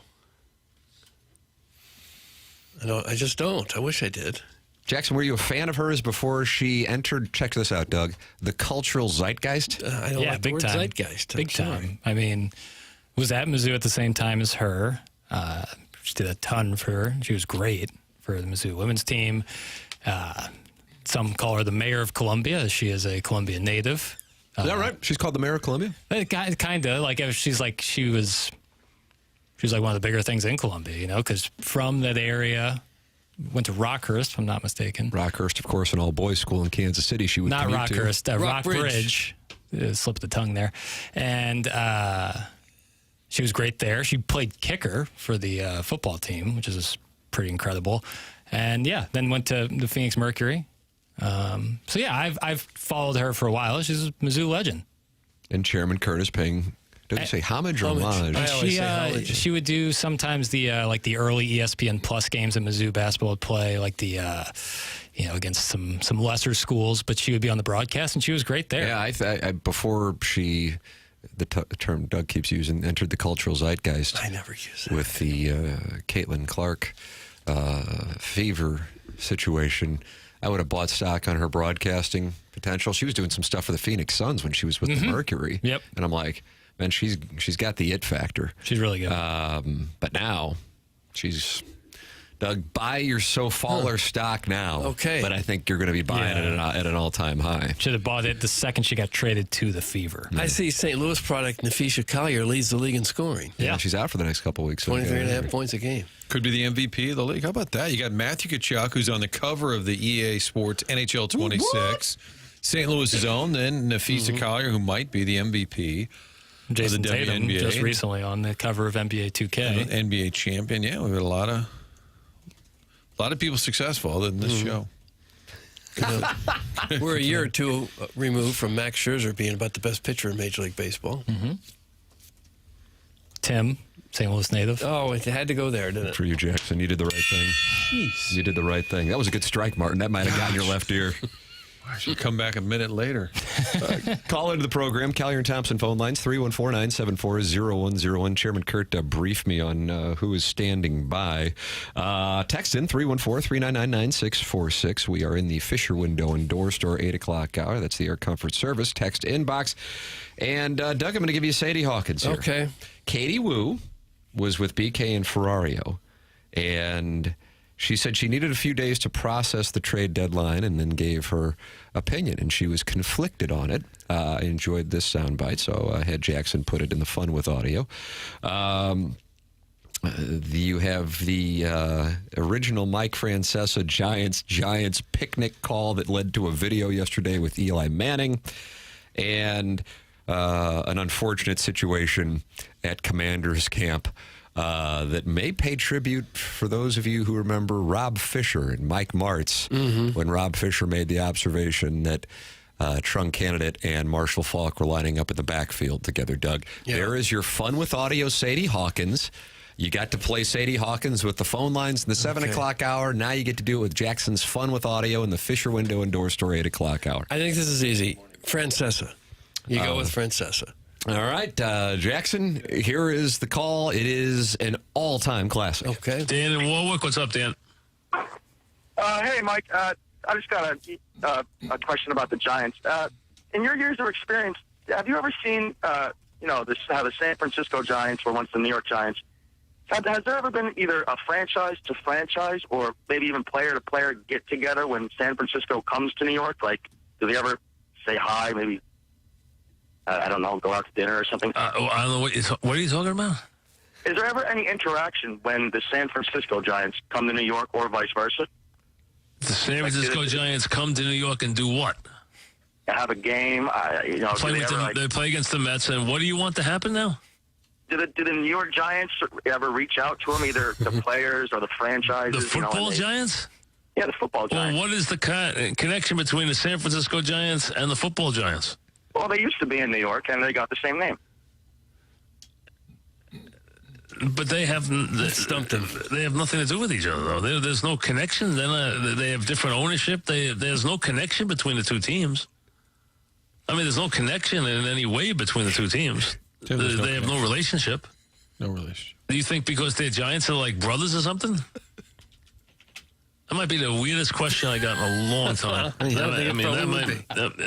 I think that's an honest question. That might be the strangest question I got in a really long time.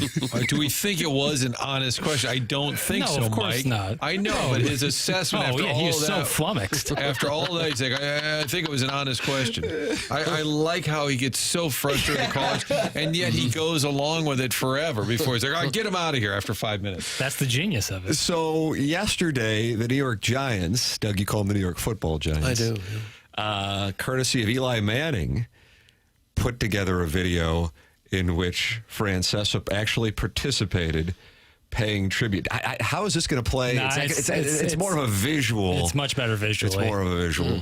But I would recommend going to the Giants' Twitter tweets or Instagram to take a look at it, because Francesa walks in on Eli Manning. Was that another recognizable Giants? Sean O'Hara, I think? Oh, yeah. Yeah. Boy, he's lost some weight since he played, as is the case with many. Yeah. And then they're sitting there in their Giants jerseys, sitting across the table from two members of the San Francisco Giants for the annual New York Giants, San Francisco Giants picnic. So we weren't the only show that got a kick out of that phone call. No, it's one of the most famous ones. How long ago was that? Do we know? Inside of 10 years. Inside of 10 years. So within the last 10 years. So they just now decided to get to this? Well, I think because the Giants just recently played the Yankees or Mets. And it was all right. It was in San Francisco, that wasn't in New York. But I know we played it. I think Timmy Rao, I think it was when Wellington was in, we played it, because it's just any excuse you can get to play that audio, you take. Play it because it's so funny. Yeah. Doug, you're going to experience the same thing here with Tim's call on the Callahan and Thompson phone lines. Tim, you were on TMA 101 ESPN. Hello, Tim. Hey, good morning, guys. Hey, Doug, I caught you out at Cyberg's last night, sneaking out the patio. I was sneaking out? Oh, what was going on? I just ate dinner there. I didn't really sneak out. I walked out when I was done. No, it's okay. You go out through the kitchen? They got a patio. I didn't. They got a patio exit. I caught you leaving out. Oh, well, you should have said Did you have some wingy? I had grilled chicken and broccoli, Tim. Oh, for God's sakes. That's not the call. That's not the question, Doug. Hey, give me your top 5 wing spots. Great question. Wing spots. 5 wing spots. Yeah. Mount Rushmore +1. They call You don't want mine. I don't eat wings a lot. You want the other guy's top 5, He will right? chastise. If you have a plate of wings, Tim, let me tell you, if you have a plate of wings in front of you, we did that down in Jupiter. Jackson and I were ready to just dig in, and Doug looked over and said, "Do you know how awful those are for you? He will ruin your meal." Well, there's a lot of grease and a lot of skin on there. Fried. Go off, muscle. Thanks, Will. Well, let's hear your top 5. Yeah, fella. I like Billy G's up there. It's a nice play. That'd be in my top 5. Okay. I like Mulligan's out there, West County. You know, I hear a lot about Mulligan's, Tim, but I have never had them. Okay, and I put Cyberg's up there at like 3 or 4. Would you? Okay. Yeah. It's another little hidden gem there at 141 and Olive, Stackhouse. Oh, yeah, I've been there. That's a good place, yeah.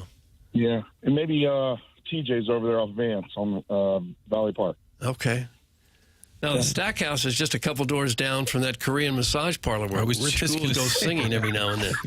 Yes, Bob. Yes, I wanted to talk about Tom Brady. Oh, gosh. Okay. Hey. All right, well, that's a nice list. And I also wanted to talk about Phillip Rivers. I think the fact that caller sounds a little bit like Dieter from Sprockets, like he's just adding to like he could be a male designer calling into Mike Francesa. Thank you, Tim. Doug, that's Tim's Mount Rushmore +1. Okay. Didn't we do that last week? Yeah, but you know, it's evergreen, Martin. That's what makes it so fun. Just keep doing it. I like the Billy G's play. I'm also going to add Fenton Bar and Grill. Was out there, picked up wings with my older son last Thursday. Doug, the old gold sauce. How do you do? So choice. And with some seasoned fries just to wash them on down, if you don't mind. All right. I'm going to go with the dirty wings from Obie Clark's, Jackson. Yep. What was the name of the restaurant? I think it's O'Fallon, Missouri. They brought in wings brought for them us. in, and those were B-Halls. That's it. Thank you, Chairman. Really good. Yes. Really good. The goat went away. St. Louis Wing Company. That was in Rock Hill? Yeah, it closed down. I always felt like that thing could have been huge. It was the best. It had like 50 flavors. Yes. I long for it. You sound down. Yeah. Really? I mean, it was like my favorite place to get. yourself up. It was like the best reward yourself treat in the world. Reward yourself treat. Like after a full week of shows, you said, "Man, I gotta really reward myself." I really deserve 12 wings right about now." Oh, I could do 20. 20. Stop the fast food. Do a sit up. Do something. Yeah. You could eat 20 wings? From Wing Company. Yeah, they weren't very big. Okay. This fella did some internet research. No chance in hell his lord ass has stepped outside of Franklin County. That's from I shaved my balls for this era. He's from Franklin County? Was that I don't know. I don't know. It was Cyberg's there at Dorset. 270. That's not Franklin County. Was it hopping? Crowded. That's your Helen Fitzgerald's guy. Mm-hmm. It's right by your home office. You were near Berry Hill. Is near that on the way LIC. home from golfing. Yeah. So you wanted wingy so badly that you said, I got to pull over. I can't help it. Frank gave you the night off just for that? Wasn't that big of a deal. Just stopped in for a little dinner and then went home. I think the capacity there is probably like 600 or something. It's huge. Yeah. Not as big as Helen's, but it's huge. Yeah. That guy needs baby aspirin and a defibrillator after struggling to get through that list. Tim, your list is great. Top-notch stuff. That's Carlos Spicy Wiener. Well, that was a nice strike. Mm-hmm. Kind of swung down on it a little bit. Didn't Like a take marching full swing. band coming out for the kickoff. I like that. I like that play. Email in, Design Air Heating and Cooling email today, the morning after at InsideSTL.com. That's coming your way in 2 hours. We are just 21 minutes away from a subtle guest walking into our studio, Doug. Who is this subtle guest? I just don't know. The He's surprise subtle, or is subtle. I don't think he or she is subtle. Yeah. All right. Well, we're going to find out here soon. It's TMA 101 ESPN.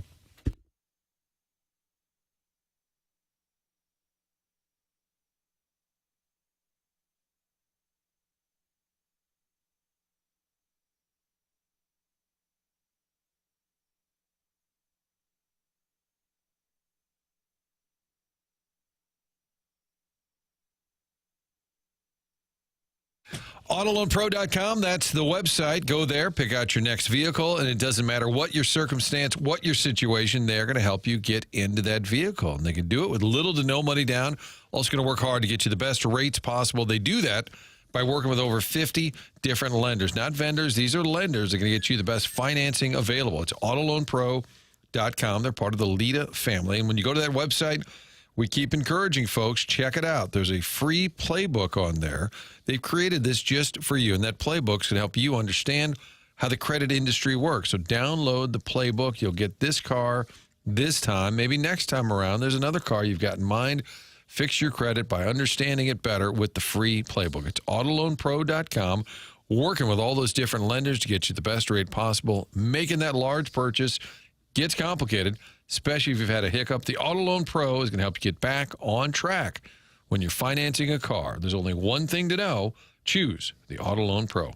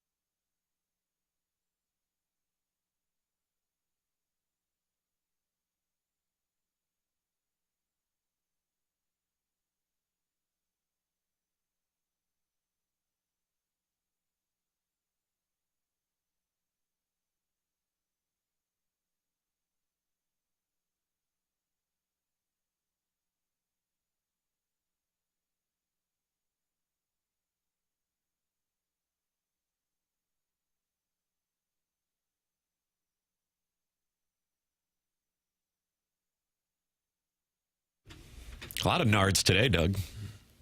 That's You Jimmy can't get Somerville. too much. We're 15 minutes away exactly from a subtle guest. It's just a subtle surprise. Subtle I don't know surprise. if the guest is subtle. It's just a stop by. Say hi to the fellas.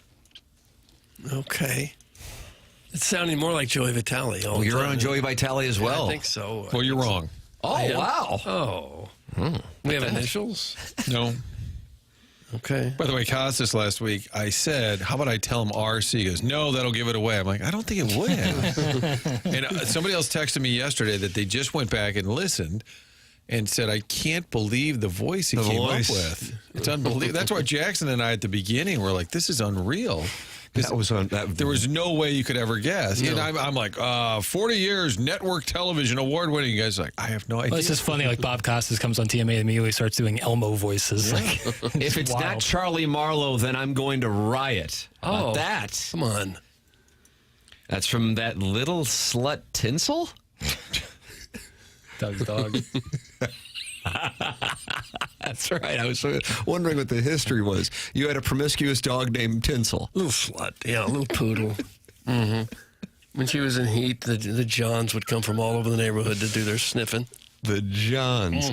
Sharon in Clayton says she's putting $100 on Mail It In Marlowe being the guest. Mail It In We've gone Marlowe. from Joey Vitale to Mail It In Marlowe. Good nickname for him. being we're the guest. only 3 months away from Chuck's Mail It In season beginning, which is in November. That's when he starts mailing it in, focusing on the Buckeyes? Right around Thanksgiving, he says, let's be honest, nobody's going to really work the rest of the year. But now he's probably eyeing that in August. So he probably mails it in a little earlier. That's a long time to shut it down. That's his theory, is that everyone does. Charlie would have to, I just can't picture him, driving here. I'm being dead serious. Yeah, no, I'm with you. You know, he's got it all figured out. He doesn't Maybe leave it's the Bill house to do O'Reilly. stuff. Maybe I threw Jackson Oh, for a my loop. goodness. Maybe he's going to be at the 2 Fox today to record some stuff. Maybe. John Scores says he's sticking with Mail It In Marlowe. So, Doug, it sounds like people have hacked into Martin and Jackson's phones, and they have the answer. Hey, Katie Wu was on with BK and Ferrario yesterday, and Alex Ferrario asked her her opinion on the trade deadline, and said she wasn't surprised, but she didn't like it. And here is what she had to say. The initial return, just seeing what the Mets had gotten an hour earlier for Rogers, I was underwhelmed. And you'll read, no matter what publication, I know I just read in The Athletic, that the Mets won the deadline. A.J. Preller might have done the most moves, but the Mets won the deadline because they did the most without giving the most away. And that's not what you want to hear when you're a team that traded with the Mets. From an overall standpoint, it's much too early to say what the Cardinals' return looked like if they won the trades. The fact of the matter is we're probably not going to see any of these players outside of Blaze Jordan until 2027 at the minimum. So it's going to be multiple years before we can really evaluate those trades. John Mozeliak was pretty candid. He said it wasn't about acquiring Major League ready talent or soon-to-be Major League ready talent. It was about acquiring the best talent available. So I really hope that Ryan Helsley trade works out, because I'm not sure if they did that in the instance, just based on the closing market. Yes, I know he only had 2 months of control compared to many other closers with multiple years remaining, so that is absolutely going to impact your return. But at first glance, I didn't love the Helsley trade. I also didn't love that was all they did, but I wasn't surprised. There is something to be said about consistency with this organization, and they consistently do exactly the minimum. If you are getting hit hard on your left-handed hitters, a direct quote from John Mozeliak, I can see both sides. I can see not wanting to move it if the demand isn't there, and also the person in charge of these trades should probably be the president of baseball operations that is going to inherit that roster. So if you're going to trade a Newt Barr, a Burleson, a Donovan, it should be Chaim Bloom doing that, because that's his roster. At the same time, the demand is never going to be higher than the trade deadline for these guys. But if Mo says he wasn't blown away by the offer, fine. I would have liked to see them do more. They didn't. I wasn't surprised. They did exactly what they said they were going to do and nothing else. And again, the Cardinal way. Base hit. Cardinal Way sound a little annoyed. Yeah. Mm-hmm. Same old is what I took away from that. Yeah, nobody does more consistently than the Cardinals, and that is the bare minimum. I still, for the life, and John Mozeliak's scheduled to come on the show this week, right, Martin? I know you're maybe it's working. him. Maybe this is awkward. He's walking down the hall. We're playing that clip. I just, at the root, the thing that I want to understand, and then they might they might have to, and I could get it. I'm not angry. I understand how it has to work. They might not want to say publicly. I understand. I just don't understand, like, if it has to do with this year, even though the setup is so, ass backwards as it is, where you have somebody running something even though somebody is already there working and it's working toward next year, but whatever, that Chaim Bloom wouldn't go, yeah, for the purposes of next year, I think it would benefit us. I don't feel like, and maybe I'm wrong, that John Mozeliak was in there as a dictator, and I just don't get it. But both with what Katie just said there and with what we read from Jeff Passan yesterday, that is the perception of people who are certainly close to it. So why not pass the baton at this point? That's what I'm saying. So mid-season, Exactly. say, all right, this is time now, Chaim. In fact, that would have been a good time for him maybe to come out and do the press conference even. And just kind of say, all right, we're going to start trending. Right. We wanted this year to be a playoff year. We were hoping maybe if everything went right, we realize now we're in a position to sell. And with that, the transition is fully underway. I have to believe they were both in there talking about it. If you're Mozeliak, wouldn't you want Chaim Bloom's input on some of these guys? Yeah, for sure. Yeah, I have to believe it was a But how is it just one of the voices in the room? Hey, Moises, what do you think? Hey, Randy, what do you think? And Serfolio, what do you think? Or was it, hey, Chaim, you and I, let's hammer this out? Or was he just part of the team? Why? Arrogance. That's from Lisa, and Jackson says she's a gem, Martin. Mm-hmm. They must think they're closer to a winning team than everyone else does. Is that right? I would think so. They must think Is that why they acquired A-ball players? Yeah, well, otherwise you would have made bigger shakeups, wouldn't you? They must think that, well, we're 500 now. We just get another player or two and bring up Weatherholt next year and get some better pitching. Who knows? Otherwise, wouldn't you have shaken it up drastically? Yes, that's why I'm confused, but I want to hear the reasoning. And again, we can ask the questions, but if the organization, and that's why I say in business it's standard to keep things inside the room. Well, it doesn't matter if we ask. If it's like, yeah, we were all in there, and Chaim certainly had the call, but he didn't like what was being offered for take your pick of whomever, Nootbaar, Donovan, Burleson. So therefore, we thought it would be better to hold on to him. And Mozeliak can take the heat. Maybe that's exactly what was going on. They didn't like what was offered. They thought it was better to hold on. I don't know. But yes, I agree with where you're coming from. That speaks to something Lance Lynn was on with, who was he on? Was he on Foul Territory? Yeah. Right? The former Cardinal, friend of the program. And he was asked about, he pitched for the Yankees and all hell breaking loose in New York. And this was before last night, and Devin Williams blowing that save with the Jack Peterson home run in Texas. And the Rangers coming back to send the Yankees to their fourth straight. They are upset with the Yankees and the Bronx. And here's what Lance Lynn had to say about Aaron Boone and the culture there. If it needs to be addressed, he is addressing it. He's not going to talk to the media. He's not going to tell you what's going on in the clubhouse. Played the game. He played at a very high level. He knows how it works. Whatever happens in the clubhouse stays in the clubhouse. So positive that he's addressing everything that's going wrong with the players, and the players are addressing it too, but they're not going to tell you about it, because the more that gets out in New York, the worse it gets. So they would rather you say, oh, you're not doing enough, than, oh, he's blowing people up and there's more of a story there, and things leaking out of the clubhouse, and that causes more problems than what's going on. They know what's wrong. They know how to fix it, and they've addressed it. But the problem with the fans and media and all that, they want to know what's said and how it was said. And we all know from the best clubhouses we've been in, they stay in-house, and no one knows what's going on, and you write it yourself. Mm-hmm. Well, that's reasonable. Yeah, we're not owed every conversation that ever happens between employees and bosses. We're not. It's reasonable that you would keep things in the clubhouse. I know the fans want to know badly, and the media is constantly pressuring them to cough up that information, but they have every right to keep that under wraps. Yes. And that is, I think, usually a healthy culture for an organization, team or otherwise. So I don't know. I like I think you were just saying, Doug. I mean, I can't imagine that Chaim Bloom wasn't involved, but the way that it's being talked about is Mozeliak didn't feel like he had the right to do something for next year's roster when he wasn't going to be around. I mean, it just does not stand to reason to me. And he was asked specifically about Chaim's, I forget how it was phrased, but it was about Bloom's involvement, and he referenced the entire team. He thanked the whole team, front office, so that was not specifically answered about Chaim Bloom.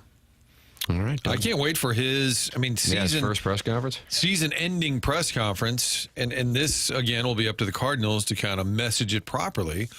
Will they have Mo do a farewell? And then, I don't think you put Mo and Bloom on, this is very behind-the-scenes logistics, but I don't think you put those two on the dais together. Do you know what I'm saying, Tim? Yeah. If you feel the need for Mo to have a farewell, everything, sum it all up, then I think, thanks, and then you bring in Heim, or the next day you do Bloom, something like that, just so he can have his own voice. I don't even think I don't think I would have the DeWitt sit next to Heim Bloom. I would just say, new guy, new face, sit by yourself. I agree with you. I don't think that'll happen. You don't think it'll happen? I think he'll be with Mr. and probably Billy and all. That's how they do it. They like the ensemble cast. You always walk in and we've called a press conference. And then you get down there and see how many mics there are. Have they signed a player? Did they fire a player? Does Gersh get to sit in on this one? Is he scrubbing in on this presser? All right, we are just about 4 or 5 minutes away from the subtle guest, Doug, who's going to drop by. Okay. Action is now moved over to Charlie Marlowe. Mail it in, Marlowe. Mail it in, Marlowe is what they're calling him. We'll find out if Chuckles. It would imply Charlie put some effort in to be here. That's what the Joey Vitale is not the answer. We know that. Maybe it's James Carlton. James Carlton's online at carltoninsurance.net. He's my insurance agent, and he has been since 2019. And I therefore can speak firsthand and recommend him wholeheartedly to our audience. You make the switch, you are going to experience customer service like you have never experienced in the insurance industry. And also, there is a very good chance they're going to be able to save your money. Has your insurance gone up in the last year? Give James a chance to save you money. Have kids under 25 on your insurance policy. This is where James and his team have saved TMA listeners the most money. 425 five-star reviews for James Carlton on Google. 314-961-4800 or go online at carltoninsurance.net. We close out the Fisher Window and Door Store 8 o'clock hour, heading into the Mark Hanna Evergreen Wealth Strategies 9 o'clock hour with a surprise subtle guest next. This is TMA on 101 ESPN.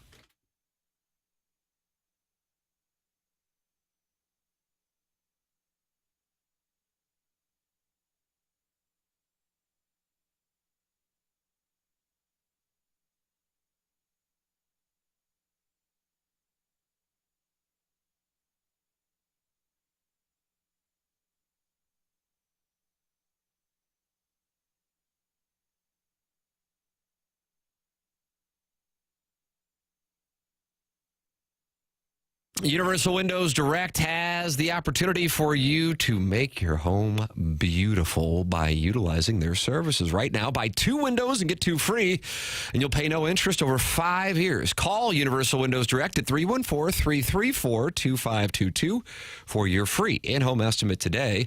It's Universal Windows Direct. It was brutally hot in July in the St. Louis metropolitan area. Make sure that you are saving money by not having your air conditioning deal with windows that aren't keeping the cold air inside your home. That's where Universal Windows Direct can help you out. Buy 2 windows, get 2 free. There is no limit on how many windows purchased.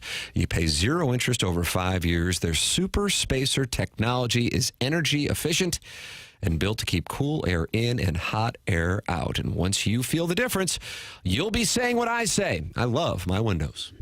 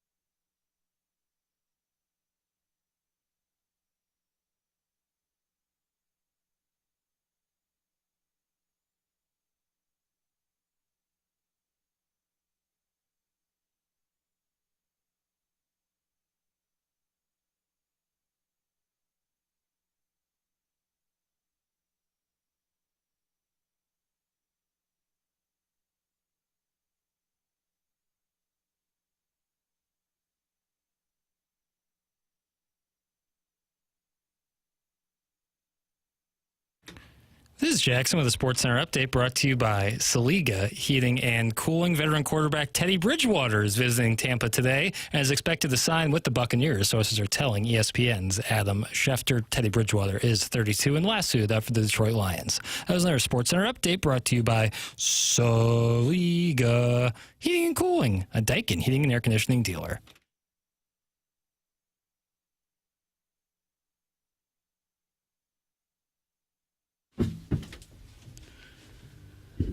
All right, Doug, 9 o'clock hour. Surprise subtle guest is about to take place. Oh, my goodness. It's the head coach of the St. Louis University Billikens. Doug, can you say friend of the show? Well, I don't know. That's up Coach to him. Josh Schertz. Unbelievable. Hey, glad to be here. Glad to be here. Coach, what's going on? Welcome back to the show. Listen, I've been clamoring to get on here for weeks, and calling Martin, bugging him, and I'm auditioning obviously for a full time. I want to make sure I stay fresh. Yep. Well, you and I were going to switch jobs. Switch jobs. I know that's part, and I'm working my way towards that. And so then Martin is like, you know what? I'll let you come on. He's like, one condition. Oh, he said you got to bring the dish with you because the fans. You remember last time, Brian Kunderman. Love Brian Kunderman. The fans love, and so I just kind of I thought Brian was coming. I think he's on some sort of exotic trip. Is that right, Martin? Is he at Hito? Is that what he did? I think it is. I think he's down there with him. He's doing. Yeah, I mean, you never know where Kunderman is. He's not here though. But maybe we could just post a pic. Fans will forgive me for not bringing Kunderman. Picture of the dish. The dish. Photoshop him in behind. Coach Schertz, he said he just wanted to see if his swipe card still worked here at the old Hubbard headquarters. Is it working, Coach? Yeah, I check every day here in Chaffetz both. I go to check both, make sure they're working. So there's been a few times my card at Chaffetz hasn't worked. Usually after a loss, so I don't know. If that's I would say in both of our industries, you got to check every day just to see. You never know. Make sure. So I checked here. I'm good. I'm good to get in here, and I'm good to get in to Chaffetz. I saw your was it Instagram, Twitter, hanging out with Tatum down at the facilities, huh? Yeah, that was pretty cool. He was in working out, and so I went down there. Obviously, I don't work out, but I made a point to work out. I made a point to go down there the other day, and no, it was cool to spend time with him. Did you met him before? No, that was the first time I met him, and actually, first time I met Bradley Beal was this summer, and Jason Tatum, and both guys. Super gracious, down to earth. You never know with superstars like how they are as people, but both those guys, incredible human beings. Yeah. Bradley Beal's. Obviously, I met him in at the Peach Jam. He's traveling with the BBE team, Bradley Beal, the leader, won Peach Jam, and he's staying in the same hotel with those guys. He's on the bench cheering, not coaching, not doing anything. He's out there just cheering. He's handing out towels. I mean, he's Bradley Beal doing that stuff, and so got to spend some time with him. Obviously, Jason Tatum, and they love St. Louis. It's a huge part of them, and it's great. Those guys come back, and you go in the gym every day in the summer, and man, Yuri Collins. Jordan Goodwin, TJ Hargrove. I mean, all these guys are back. They're there. Tatum, Beal. It's really cool, the connection they feel to the city. And then when they come back, I think obviously Corey Tate is a huge part of that, but they come back and they gravitate towards SLU to do their work. And Jason Tatum, he thought about it going to SLU. His dad played at SLU, of course, Justin, who's back in town as well from having won the Australian League last year. And at the time, SLU was down a little bit. And I'm like, you can't knock it. You go to Duke.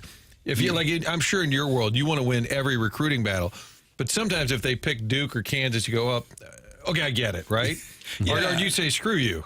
No, I mean, look, you have a better chance. I always say you have a better chance of going undefeated than you do of getting every recruit you chase. I mean, it doesn't matter who you are. You're going to lose out on guys because, but we want to create, I think, at St. Louis, and it doesn't mean it hasn't been this way before, but, the ultimate goal is that when guys like Tatum or great players in the area, that they don't feel like that they have to go away to achieve their goals or to get where they want to get to, that, hey, I can go to St. Louis University, I can get developed, I can play at a high enough level, we can compete on the biggest stage possible, I'm not sacrificing my individual goals, and so we hope to get there. I mean, obviously, you got to earn that with people. You got to win. You got to show a pathway of development. But the goal is the next time that there is a Jason Tatum coming through St. Louis, and I know he did very strongly consider, and I think that's the pull of this city on people and how much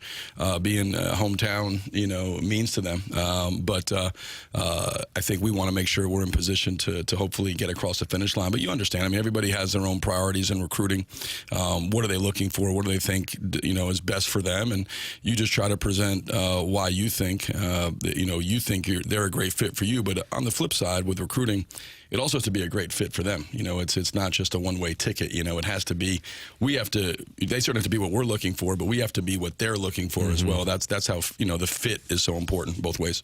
Doug was irate. You had summer camp, all the workouts. He wanted to be a guest speaker. The Wizard of Crestwood was not invited. Why didn't you have him address the team? That's a big miss. That was, that's my fault. I was actually going to have him come in and coach. We had, have him come in. There was a group. We did some one-on-one with some of the managers who were working camp and the kids. I won't disrespect our managers and let talk about who won those games. The kids, a lot of them. So maybe we played managers game. I was going to kind of let Doug get his feet wet by putting the managers together, getting them organized. That's a really kind of bougie group over there. Really? A lot of prima donnas in the manager group when they play. They're very, very selfish. Very, is that right? Oh yeah, we talk about playing ambition versus agenda. A lot of guys who play agenda basketball on our manager's team. No. So we need Doug in there to kind of simmer that down. A lot of divas out there. You got to kind of get under control. If you can do that, you can certainly. Our team's a heck of a lot easier than the manager team to manage. I can they assure need you to that. be taught the basics. Good wide base, block out on the rebounds. That kind of thing. Yeah. Those guys actually watch them defend the campers. Need to be taught how to not open their hips on drives and give up wide open layups. Also, how to make a layup themselves. Would be use the backboard.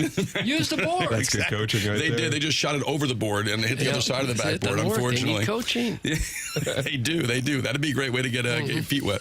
Didn't you say you were on a health kick? One of the last times we talked, your wife was monitoring your food intake, you had a big win, and there were some chicken strips, and you had to, hide them from your wife, I believe, Martin. I think Frank did an investigative piece on it. Frank did. He did. That's why he got, he pulled me out to pickleball to test my fitness. Yeah, they were playing pickleball the other night on TV. He's interviewed, but you're hitting pickleballs, running back and forth, but, you got to breathe a little bit, and he's asking you, what do you think about your A-10 schedule this year? That was a challenge. Frank was running me ragged out there. He's drop-shotting me. He's trying to get me to talk. I can. They didn't show the oxygen mask. I was like with the NFL linemen when they get a little a 25-yard return. I plugged up, had the oxygen mask out in between questions to recover my breath. So no, my wife's always on me. It's a never-ending battle of what I can sneak and do, and then what she catches me and is able to monitor. So I have to, if I'm eating something bad, it has to be quickly and when she's not around, and because she does catch me, I'm in big trouble. So if the one day they had, I think, canes in, so I do a good canes chicken strip, chicken tender, whatever they are, and I actually just wound up. I actually gave it.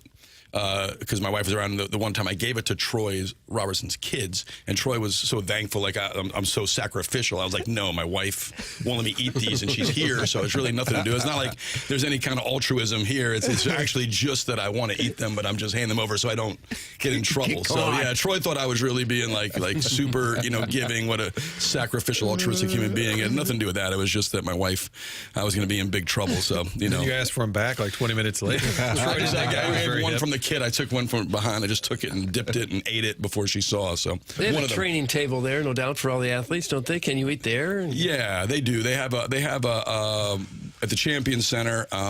They have a training table for our guys and for the athletes, and they do breakfast and they do dinner.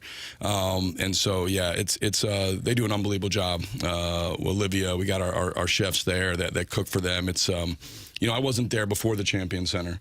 But I don't know how they did it before, but our setup there is as good as any. So, I try to sneak in meals there. I know usually Chris listens to the show, so I do pay for my meals. Oh, you do? When I go over there. Yeah, I don't want Chris to think I don't. Sometimes he'll dock you. He'll dock you. My paycheck will be docked $10 when I come back now per dinner. But I have to go, but no, we go in, and I usually grab breakfast in there in the mornings, and in the summer I try to eat there with the team twice a day. day. So it's good. It helps me stay eating healthy because Olivia and Mark and those guys, they do an unbelievable job with our guys, making sure they're eating healthy. So it's a lot of stuff that those guys look at, and vegetables they've never seen before, and they always try to move them around. They just want, those young guys don't want to eat anything healthy. So we're trying to get them to understand nutrition and how important that is. And then all the coaches are devouring it because we all know, it's important for us. Billiken head coach Josh Schertz, kind enough to drop by here at the program. A surprise guest. We didn't know. Martin knew. We didn't know. Doug and I didn't know. Jackson knew. I was clamoring. I told these guys I wanted on. I mean, this is you can't get a job like this, without being persistent. Luck favors the persistent. Amen. Have you thought about going to a real small market and cutting your teeth there? No, I want to go right here. Right here. This is it. Right, big time. Right. I want a chair at this table. This is it. I'm not starting like in the backwoods, Alabama, work my way up. I want to go right to third base. I want to start there and move up. I understand. Yeah, that's the way it works. Okay. I think. Right. We're going to take one quick break if that's cool, and come back with Coach Josh Schertz, kind enough to drop by as a surprise guest here in the Mark Hanna Evergreen Wealth Strategies 9 o'clock hour. Tim McKernan, Doug Vaughn, Martin Kilcoyne, Jackson Burkett's on the ones and twos. The program's called TMA, and it's presented to you by Brown and Crouppen on 101 ESPN.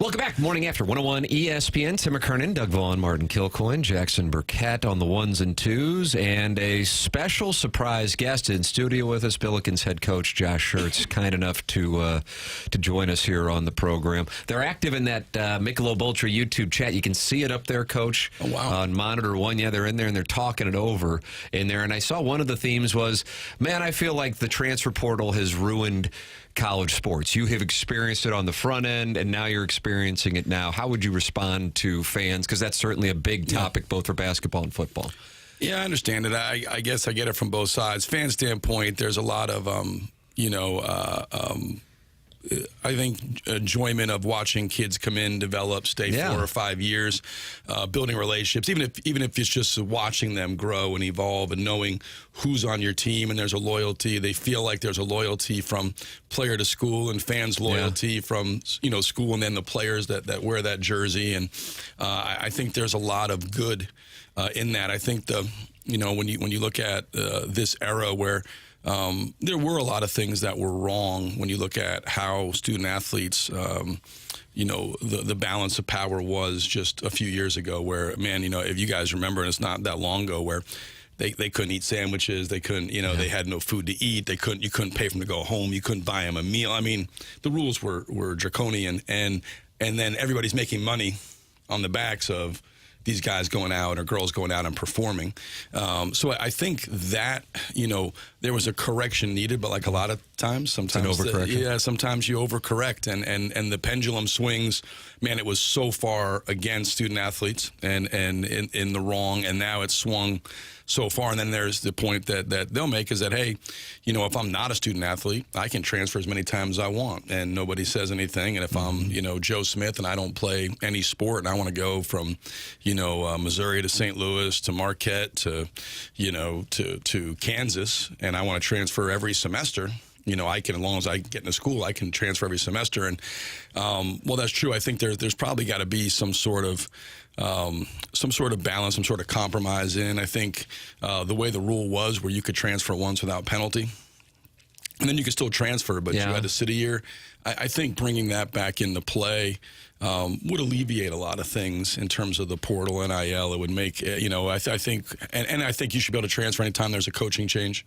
I don't think that should be in the one-time transfer, and that should be just an automatic, because obviously you go play for that. But, where you have that, or if you graduate and you want to transfer, a second time. I think the way the rules were, I think going back towards that would take a huge step in rectifying a lot of what people feel. I think there's probably a compromise of, hey, this should, no transfer portal, but transferring every single year, anytime, for any reason. I think there's a balance. Like I said, you should be able to transfer the coaching change. You should have a one-time automatic transfer anytime. And if you graduate and you want to transfer, you've got your degree from the school, you should be able to do that. That's my opinion. And so, but I don't know. Once the cat's out of the bag, it's hard to put it back in. Yeah. That's the way it was before that lawsuit. And, we'll see kind of where this lands. But I don't know that the way it's set up is sustainable. I don't think it'll be this way in if you look at 24 to 36 months.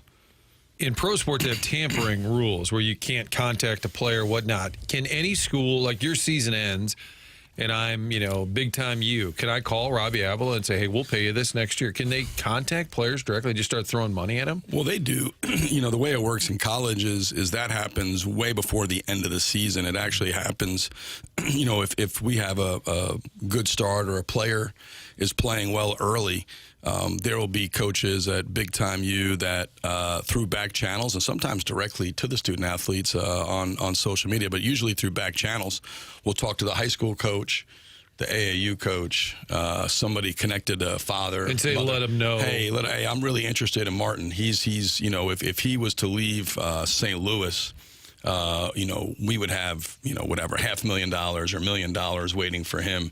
We think he's worth that. And they start that process. That'll happen as early as, November when games start being played, of people in December.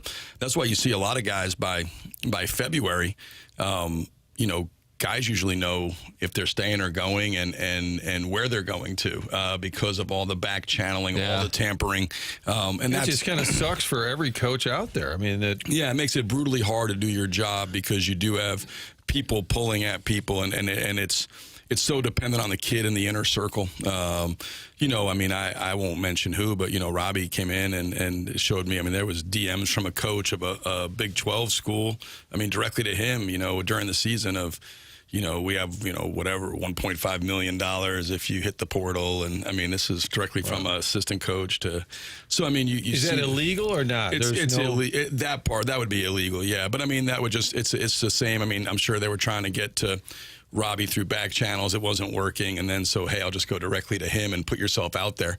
Hope the kid doesn't, you know, and you could turn that in, and it doesn't. It's a, you know, I mean, there's no way to start. It's like taking a, you know, a grain of sand off the beach. You have, there's It's not going to have any impact. No, it has no impact, because at the end of the day, it'll just be somebody else in that spot doing it. And most coaches are smart enough; they're not going to contact the kid directly, but they will, without question, hammer away at the inner circle and the people around the kid to make sure that that kid knows, hey, you know, you're on our radar. If you hit the portal, we're going to do this. And if the kid winds up getting hurt or has a bad rest of the year, and like it never happened. If the kid has a good year, they're in. But the tampering will begin, you know, we play November 3rd. I would bet by November 5, 6, 7. I mean, there'll be, you know, outside people contacting and trying to tamper with. And that does make it hard for coaches, because you get to, you know, particularly like January, February, you do see players, and we were lucky last year we had none of that. We didn't have a single player, but you see players with like a foot out the door, or guys trying to press to impress so they can get numbers. Yeah. Where, you know, we talk a lot about, you know, playing no agenda basketball. You start seeing a lot of agenda basketball in February to make sure that, hey, I want to position myself as well as I can for the portal. And you know, everything around basketball has changed, or college athletics has changed, you know, but what wins hasn't. And it never will, right? Like, it's still the team that's, you know, the most committed, the most connected, a team that, you know, it's very easy now. We talk about a lot. There's a difference in being attached and connected, you know. When you have a team, if you just, you know, you can be in a room full of people and you all can wear the same jersey. You know, that's I guess, an attached team. A connected team is one that really cares and is bought into what they need to do. And you got to have guys understand everything they want is downstream from team success.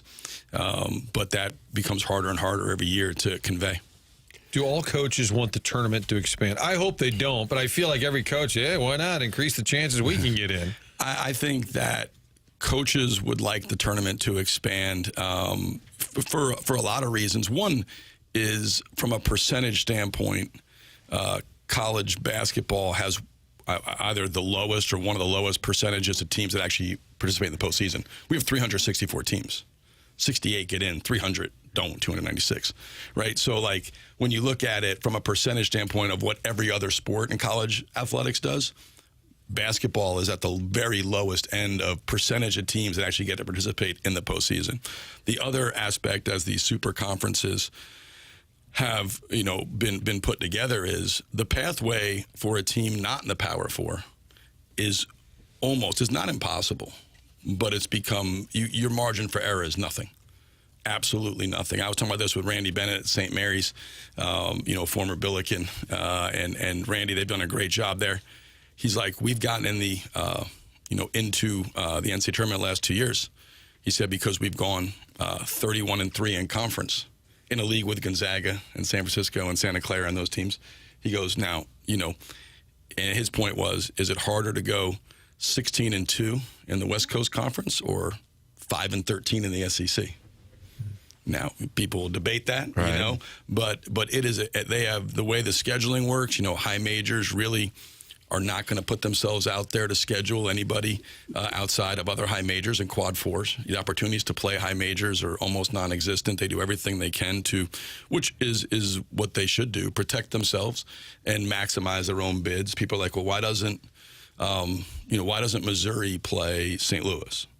Well, because it's probably not in Missouri's best interest to play St. Louis, right? Like, I mean, because people are going to do what's in their best interest. I don't know, you know, it's not, that's what people are going to do. You know, it's why doesn't Kansas State play us every year? Well, because it's not in their best interest, you know. So I think it's become harder and harder to, and the margin of error for teams in the Atlantic 10, in the West Coast Conference, in the Mountain West, that has shrunk and shrunk and shrunk as these super conferences, you know, Big Ten, SEC, they've built these mega conferences.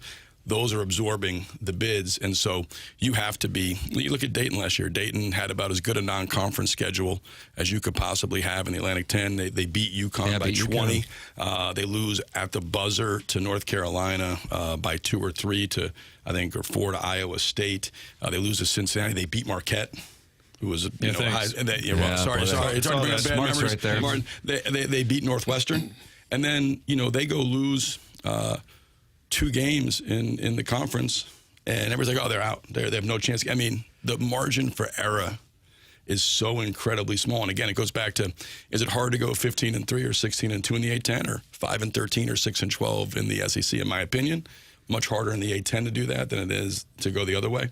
But so that's why we're tournament expansion. To get the percentages, I know fans have, well, I like this number, but there was a time when the tournament was 32. Yeah. And people probably were like, there was no social media then, but I'm sure there was a lot of people like, oh, no, 32's, we can't go past 32.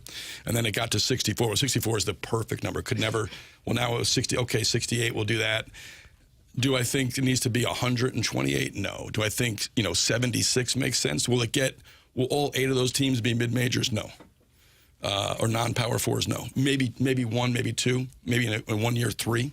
But even 2 non-power 4s getting in, because the pathway is better than none. And so 76 to me just creates basically, now you have 2 first 4 days.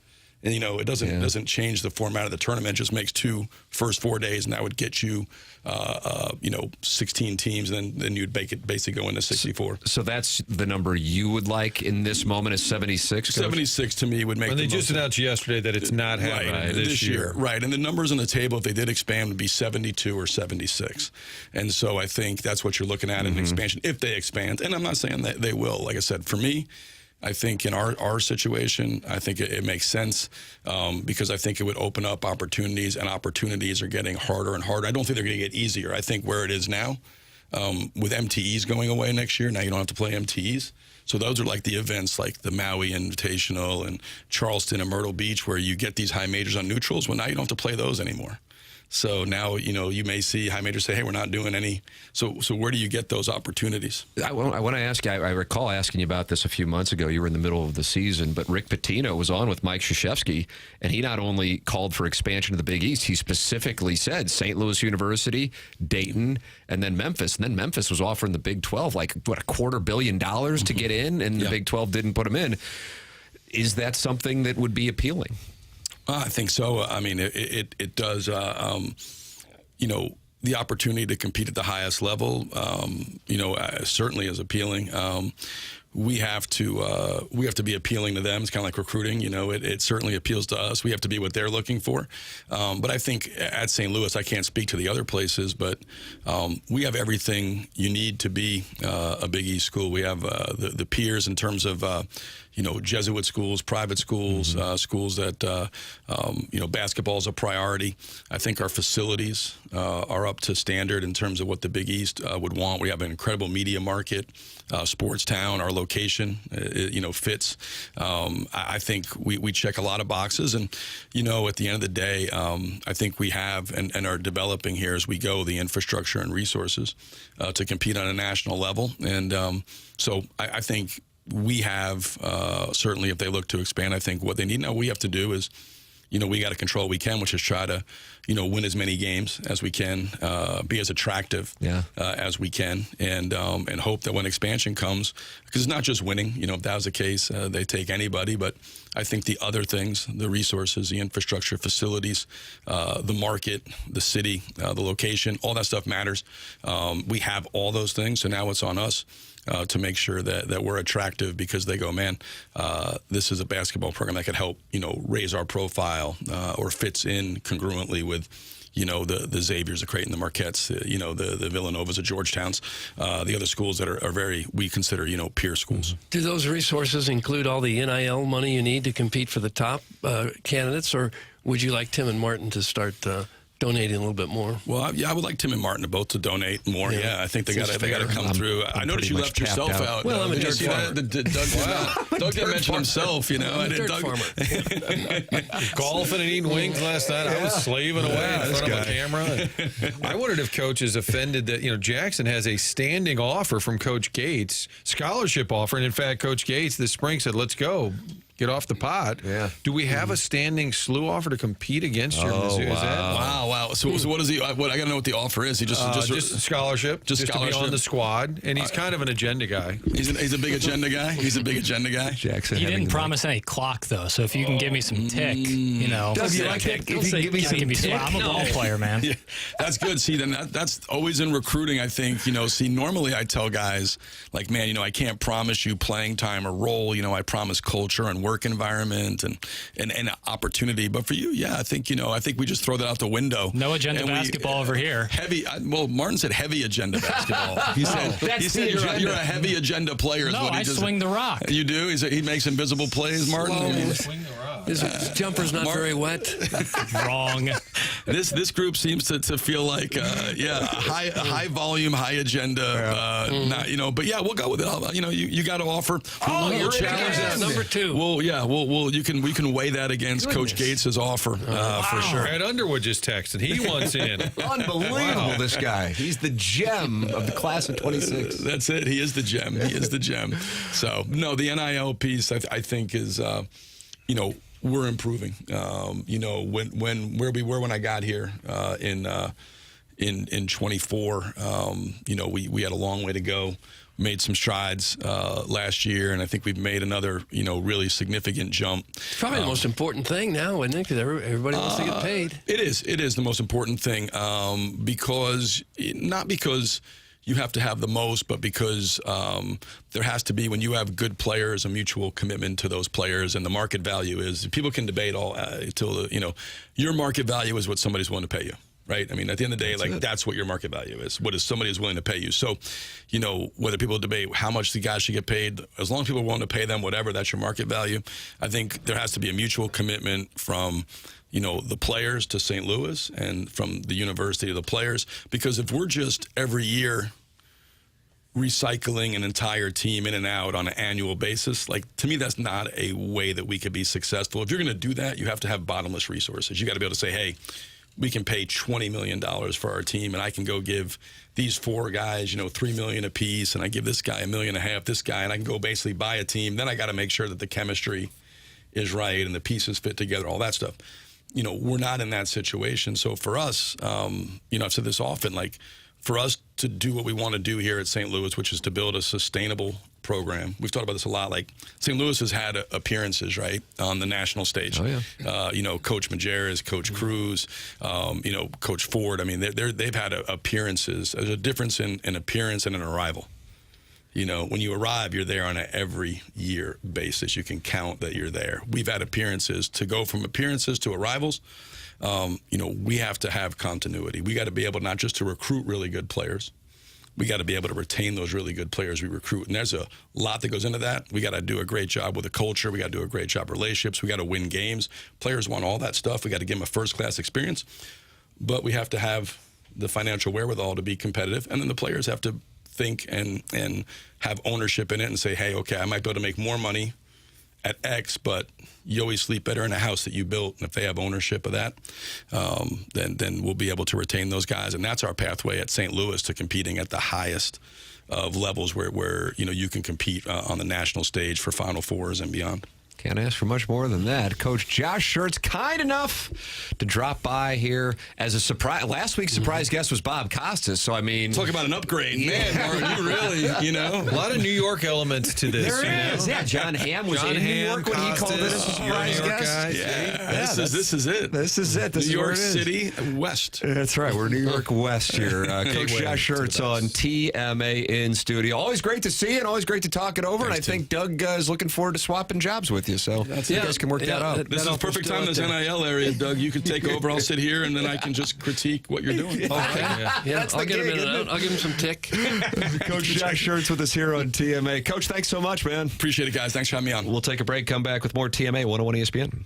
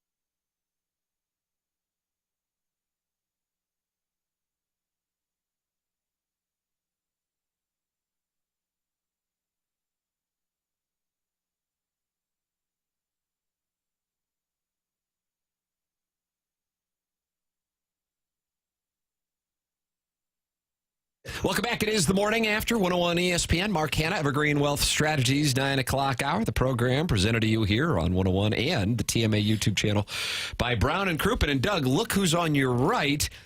It's Terry Crouppen with dog. I saw them both sitting over there. It's Goldie. Goldie's here, and Goldie's sitting in a chair. Yes. Okay, this is something I like to Here, do. step up to the mic, Mr. Crouppen, if you wouldn't mind. Goldie. You're under oath. Yeah, let me. Okay, you ready? Yeah. And we got a dog, and we got a world-famous attorney. Yes. You ready? Mm-hmm. Goldie, find the drugs.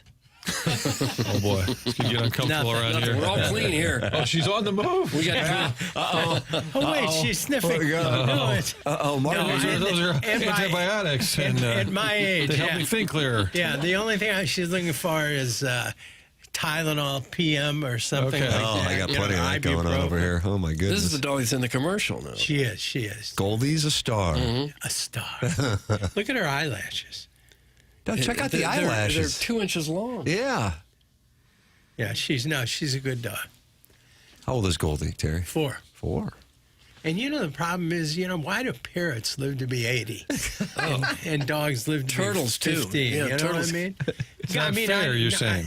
Yeah, well, I mean, it's fair for them, but I wish dogs. I wish you got a dog when you were born and, you both turned it in. Companions for life. Wouldn't that be nice? Well, when we bought her, I calculated by the time she was ready to go, I'd be ready to go. Oh, it's a little morbid, Terry. Yeah, well, you got to be a planner. So the dog's got another 10, 12 years, and that's you're counting it down? Yeah, I'm hoping. Yeah, we'll both be 100. No, she's a good girl. Terry, you got a chance to meet Coach Schertz. He was heading out, you were heading in, and talked it over. A very nice man. Yes, indeed, he is. And I understand a great coach. And wouldn't it be nice if we had a great, great team here in St. Louis? Sure would be. You were around for the Spoon Hour years. I mean, they packed the arena over there on Oakland. That was something else. Who is the coach? Rich Grauer. Yep. Rich Grauer, and this may come as a surprise to him.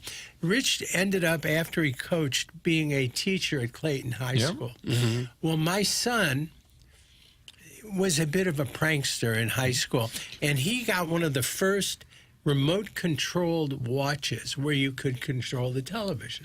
And what Coach Grauer liked to do was show videos for the kids in the class. And he would have to climb up a ladder to reach the television. Well, my son had this remote that you couldn't tell.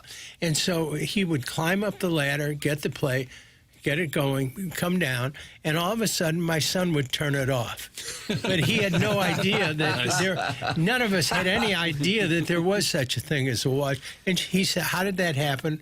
Get up on the thing, come down. Television goes off. Get up, get down. And then sometimes he would start it going fast, the video. Oh, yeah. He would come down. He said, I know somebody in this class is doing it. And when I find them, and they never found him. So, Coach. You'd like to apologize? I'd like to publicly apologize because it must have driven you crazy. Was it Andy? No, that was Sam. Okay, Sam. Well, Samson. He lives in California. He's in the video where he does a little court case work from the video realm. Yes, he does. Followed that Diddy trial. Yes, See, we talked about this. Oh, really? Yeah. I think Andy talked about it. Oh, okay. Yeah, He's all over the Diddy trial, yeah. He's got he was there like 5 times. He was, it was quite a trial. Is the statute of limitations up on the pranks? I sure hope so. Okay. Well, I was hoping you would know. No, are you kidding? So Coach Grauer, line 1. Oh, she smells something. Uh-oh, Martin. No. Okay. It's just a cream. It's nothing wrong. You can get it from some kid on the corner. Do you expect much of the dog? Does he have a chore? Does he do anything? No. I one time, just out of curiosity, I sat down with a piece of paper and I wrote things I do for Goldie and then things Goldie does for me. And I'm her dog, or her human. She's not my dog. I do everything. Remember the days when you could teach a dog to get the paper and bring it back in? No. I think that was in television shows. You don't think that ever happened? Do you ever see a dog going out and bringing the paper? Well, nobody gets the paper anymore. No, that's true. Which is chicken and egg. Have you seen the paper? I mean, the paper is like a paper. Yeah. It's not. It's like a small little tabloid. Yeah, it really is. It's a shame. You know what you get? The New York Sunday Times. That's like a real newspaper. Big, thick paper. Big, thick. They have all sorts of sections. I mean, it's really, a nice thing to have. Throwback to the old days. You sit there with a cup of coffee all day on Sunday and read it? That's right. No, she reads it. The dog reads it. She loves it. Wow. What's new, guys? Terry Crouppen. See how I'm pumping up the interview? Yeah, look at this. What's new with you guys? We're just struggling to get through the baseball season. It's got us kind of down. Yeah, Daubers are down about the Redbirds, as is the audience, Terry. You know what? I think they are burning up capital. They're burning up equity with the fan base? Equity with the fan base, which is just a shame because, boy, you can sure burn equity faster. It has than happened it takes quickly, to make man. it. This time 3 years ago, you had a team that was about to win 90-plus games. Albert Pujols making a charge towards 700 home runs. Yeah. Adam Wainwright, Yadier Molina. And to see where it is in 3 years, speaking of burning capital quickly, look at how quickly it happened in about 1,000 days. Yeah, and it's a shame because it's so hard to get. And it means so much to it. I think the only way to have a team anymore is not to have a conglomerate of people that each put in a little money. You need a Elon Musk. You need a multi-billionaire who only cares about one thing, and that's winning. Yeah. Like Terry Crouppen. Well, yes. Goldie, what do you think? Hold on, Terry Crouppen just announced on TMA that Elon Musk should buy the Cardinals. This is a first. That'll create some headway. I mean, well, wouldn't you love it? I mean, you won $1 billion. Well, when we had Bush, and he was, I guess, the equivalent, or was a billionaire then, things were a lot better here, baseball-wise. Well, DeWitts have had a good run. Are you saying, though, that they have a group of owners as opposed to... It seems like when you have a group of owners, that means nobody is a crazy billionaire, or it's less likely, who just like says... the Steinbrenner stuff. Exactly. You need people that say, I have all the money in the world, and I want a great team. And just goes out and buys, like this stuff in college. It's now possible, I would believe, if Elon Musk decided, I want to make SIU Carbondale the National Football champion, couldn't he go out and buy 20, if he wanted to, 30 players and just stock the team with the best players in the country? But, we had a billionaire owner in football, and he moved the team. Yeah, well, he was what we like to call greedy. I don't know if you remember, but after that happened, I did a commercial about that. Mm-hmm. And it was, I said, you got $10 billion, now you got $11 billion. Are you happy? Because that really hurt the city. Oh, God, it did, yeah. Big time. It made Big us, time. That and the moving the hub, at the airport. TWA. Those things really took a toll, and now, we're not the city we used to be. Did Southwestern Bell really leave because they didn't let the guy into the country club? Remember that? That was what they always said. But speak about a white elephant. That building. What could they ever do with that? AT&T tower down there. Except knock it down. It's been for sale a couple times for like $3 million, $4 million, ridiculous price, and still nobody wants it. No, I think if they gave it away, nobody, because what are you going to do with it? Yeah, there's just not the need for office space. No, in downtown, boy, that's a nightmare. That's like one of those Mad Max movies. Armageddon up there. Your point, though, about ownership in sports, this is a Charlie Marlowe theory. He said owners used to buy teams because they were rich, and they just wanted to have fun and succeed. Yes. And now a lot of teams are owned by groups that want to make money, where it used to just be, hey, I'm already made my money. I want to have fun. I'm going to throw, like Steve Cohen, the Mets owner, just throws money at the team because he's a fan. And he's got a contending team. Yeah, and wants to win. This is a text. Friend of the show, Pete Baxdale, asked Mr. Crouppen about the fall-off-the-table wiffle ball pitch. Boys from Kingsbury want to know if he can still throw it. I don't know what that means. You got a sick pitch? I had a great pitch. Unfortunately, it was, as much as I could throw it, was like 1 out of 20. For some reason, at 1 out of 20, I could make that thing drop. And thank you for remembering. So you were known for that? Was this years and years ago? It was a while ago. And was I known for? In my head, I was known for. No, it was unhittable. Although, have you seen these guys on TV in this wiffle ball league? I mean, oh my goodness! How could you ever hit those? Unbelievable! They break 3 different directions before they get to the plate. And did you ever see? They now have a contest that they televise on ESPN, where the guys standing in the middle on the island and streets when there's a sale, and those signs with an arrow, and they're spinning them. They now actually have on ESPN a contest, a competition of sign spinners. So, is that right? There's a competition now. So a lot of very well-qualified people are going to have jobs. I like the guys who are dressed like the Statue of Liberty, and they don't move until you get real close, and then just scare the crap out of you. Yeah. You see that like in New York City. Yeah, I bet you would. You'd like Did you play corkball growing up, Terry? Well, not with a corkball. I mean, we used to play with a tennis ball. Tennis ball, yeah. And I've actually probably participated in a few bottle caps games.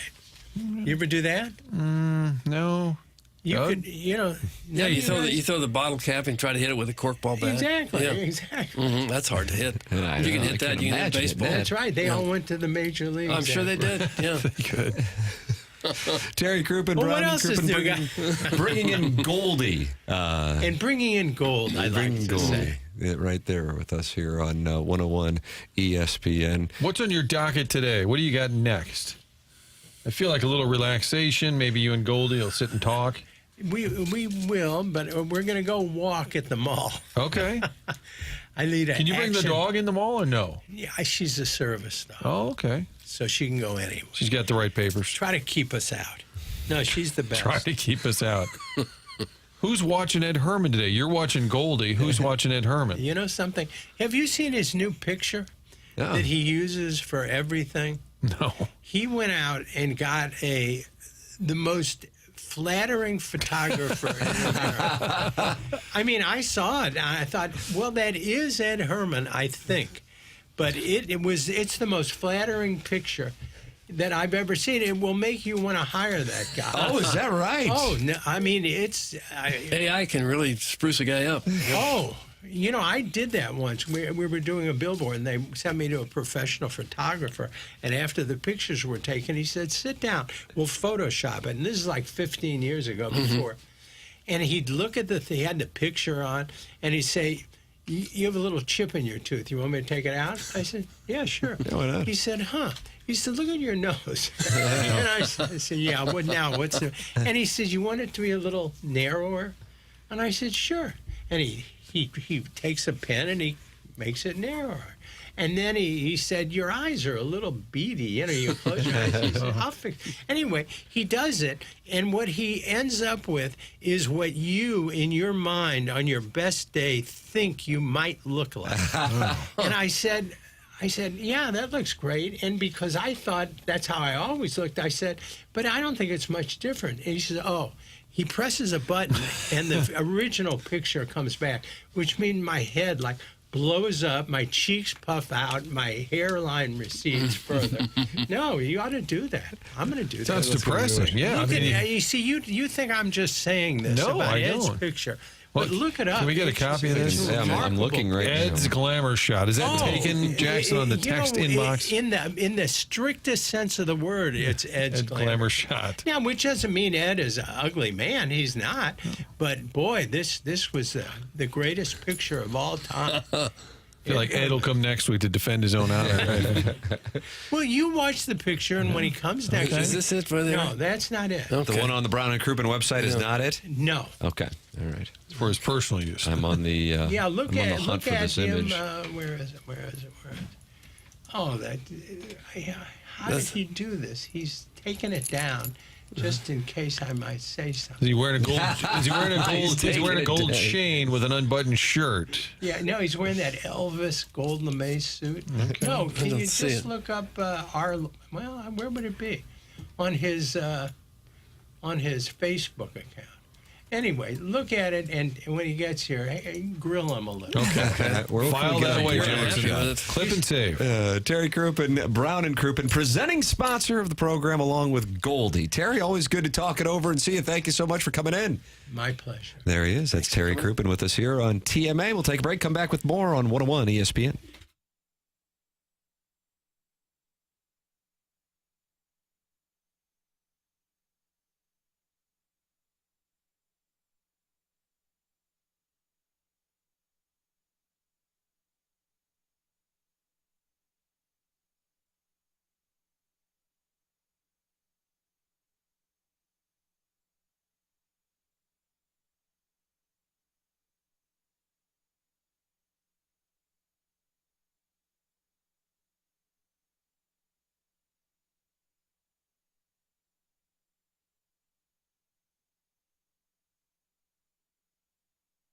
St. Louis has always loved soccer. In fact, St. Louis had the first U.S. professional soccer league. The St. Louis Soccer League formed in 1915. That predated the American Soccer League. Fast forward to today, soccer remains a vital part of our everyday lives, and we're proud to be home to St. Louis City SC, that soccer club located downtown, and City SC teaming up with Together Credit Union for the City SC Visa credit card. Together Credit Union, the only place to find that official City SC fan credit card.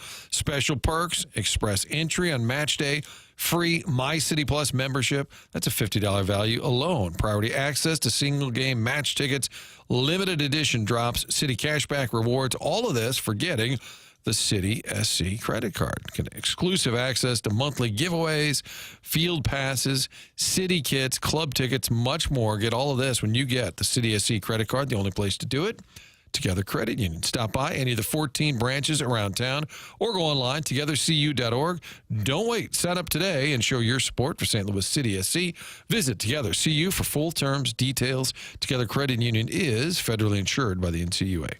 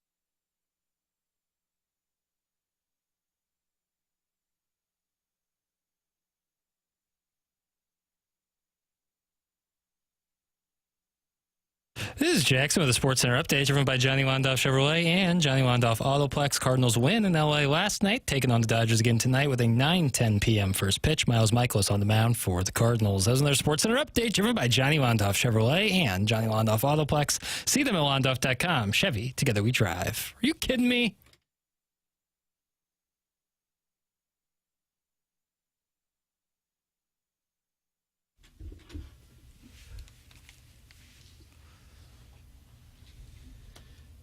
Well, it is a big Communards Tuesday here on the program.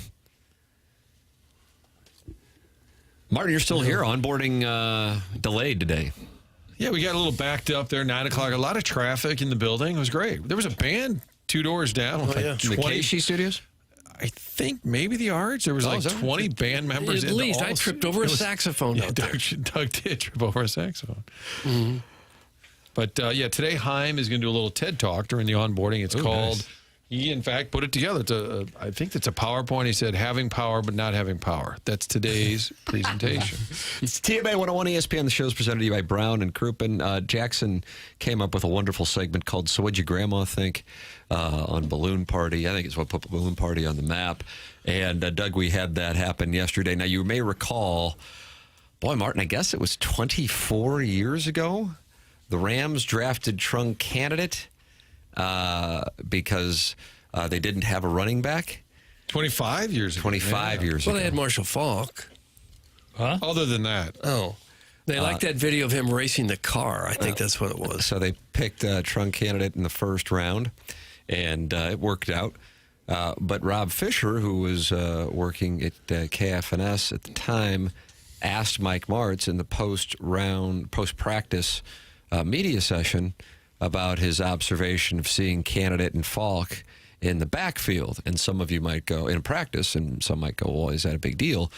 It's an unwritten rule that you don't ask coaches or players about formations and practices. And so there's kind of this understood Omer to Doug. Well, yesterday, following the Commanders camp, we had this situation play out live on the air. Oh, sure. Deebo Samuel joined us on Inside Training Camp Live. Usually I'll give a handshake when a guy leaves, but I tried to shake your hand on the way up. He said, no. Got a little jam my finger today. Jam my finger. Oh, was I not supposed to say that? I don't think so. All right, edit that part out. Just strike that. That didn't happen. I'll give him a left-handed fist bump. Oh gosh, Doug, unfortunately, you can't use the shears when it's live. It's the funniest part about that is there's a chyron under it, like a bar under it, ticker, and in big bold letters it says live. And he would like that edited out. So Deebo was joining like a live TV guy. That's NFL Network, yeah, and hurt his hand, but they didn't want that known. He mentioned before the interview, I guess off air, hey, don't mention that I have a jam finger. And it's like the first thing the guy says. Can I hear that again? Sure, Grandma? Martin, of course. Now maybe we'll get it better. Deebo Samuel joined us on Inside Training Camp Live. Usually I'll give a handshake when a guy leaves, but I tried to shake your hand on the way up. He said, no. Got a little jam my finger today. Jam my finger. Oh, was I not supposed to say that? I don't think so. All right, edit that part out.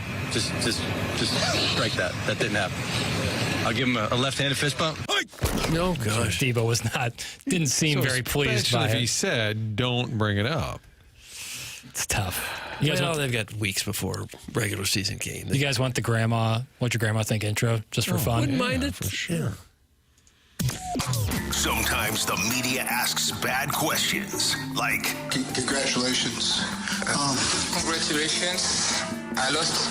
You lost? Yes. Oh. Or... What went through your mind when you were told that the contract was done? What's that? And when that happens, players will fire back. I mean, are you looking to get into a pissing match with you and I? Bryce, that's a clown question, bro. Now, it's time for... So what'd your grandma think? Boom. I like it. Yeah. The clown question, bro. That was Bryce Harper, too. He gets a little banty, doesn't he? Yeah. He does. Well, he's always been a little banty. Remember, he almost got in a fight with Jonathan Papelbon in the dugout? Who himself was known to be a touch banty. Yeah. Grabbed his crotch at Jason Mott in the Cardinals Nationals NLDS. Well, Juan Soto made it commonplace, but before Juan Soto was probably like 7 when Bryce Harper was doing doing that with them.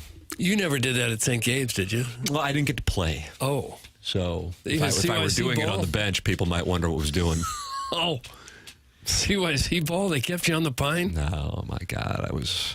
I was Reggie Miller at the Garden. Oh, that's right. Yeah. Martin, I know you have onboarding. Thank you for sticking around into Heim's TED Talk, which is going to get underway momentarily. Then we have the Design Air Heating and Cooling email today coming up at approximately 10:45. Anybody has the self-made stay-at-home Ledoux Mom's Venmo. I need to get this money to her, you know? Him. He's a steel worker out of Granite City. That's who he is. She has a monogramming business in Ledoux and is not happy in her marriage. Well, narrows it down. He dreams of living in Ledoux someday. We got a pretty sweet prize for the email of the day today. How about this? Incentive season. For the email of the day prize, two all-inclusive Stiefel Charity Classic tickets to a day of the winner's choice. Food and beverage is included, and you get a VIP parking pass to boot. How about that? Sweet action. How about that? Thank you, Stiefel, for that. Big shout. That's one of That's the way to watch golf, too, with the hookup. Oh, that is one of my favorite events that we have on the St. Louis sports calendar. And I realize I'm way more into golf than probably everybody here on the dais and a lot of the people in the audience. And I understand that, but I go out there with my wife and my family, and it's usually beautiful weather. And to be able to have that experience, that's a nice little hookup. So email in. It's the prize today, the morning after, at InsideSTL.com. You win the Design Air Heating and Cooling email today. And there is your prize. It is TMA, presented to you by Brown and Crouppen on 101 ESPN.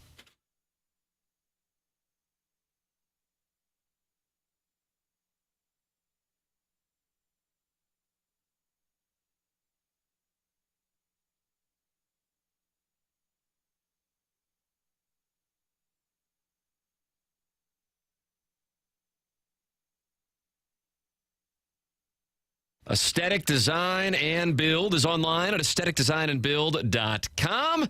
Dan and his team are people I have gotten to know and have had them to my home. They have a showroom in Chesterfield Valley, and they walk me through all the different types of custom work that they are capable of doing, from a full-on custom deck to adding on a pergola, or even if you're looking to shade your covered patio with retractable screens. They really do have answers for it all. They truly are a design company that can think outside the box and offer unique solutions and designs for your outdoor living projects. You can call them at 636-532-5008 or visit them online at aestheticdesignandbuild.com and let them know I sent you their way. They offer custom deck design, opening and closing pergolas and roof, and motorized shade and screens and under deck ceilings. Come out and check the showroom in Chesterfield Valley and let their expert team walk you through all the different types of outdoor solutions that Aesthetic Design and Build offers. It's Aesthetic Design and Build, outdoor living spaces expertly designed online at aestheticdesignandbuild.com.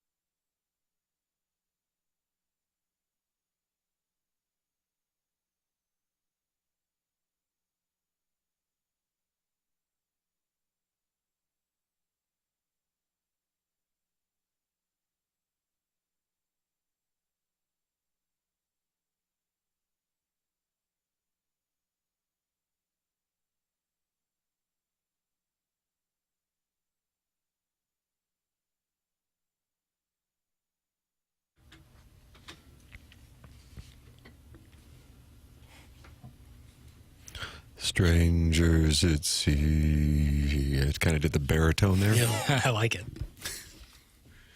It's Teammate 101 ESPN. We are in the 10 o'clock hour. Tim McKernan, Doug Vaughn. Martin has left for onboarding. Chairman Kurt slides into the dais in the 10 o'clock hour. Little Jackie Papers on the ones and twos. And Doug, he is flat out breaking it down here today with the Communards. Been a while. It's really strong music that you've played. It's been a while since we've just got really nardy. They've been our favorite band for many, many years. Yeah, and so I, for newer listeners and old, it's nice to revisit the Nards. Mm-hmm. Get involved on the program. You can call in 314-974-0101. That is the Collier and Thompson phone line number. And then you can text in 314-399-9646. That is our Air Comfort Service text inbox. And then we're giving away 2 tickets to the Stiefel Classic. That's coming your way here, I think, about a month from today, actually. I'm thinking about it. Yeah. Yep.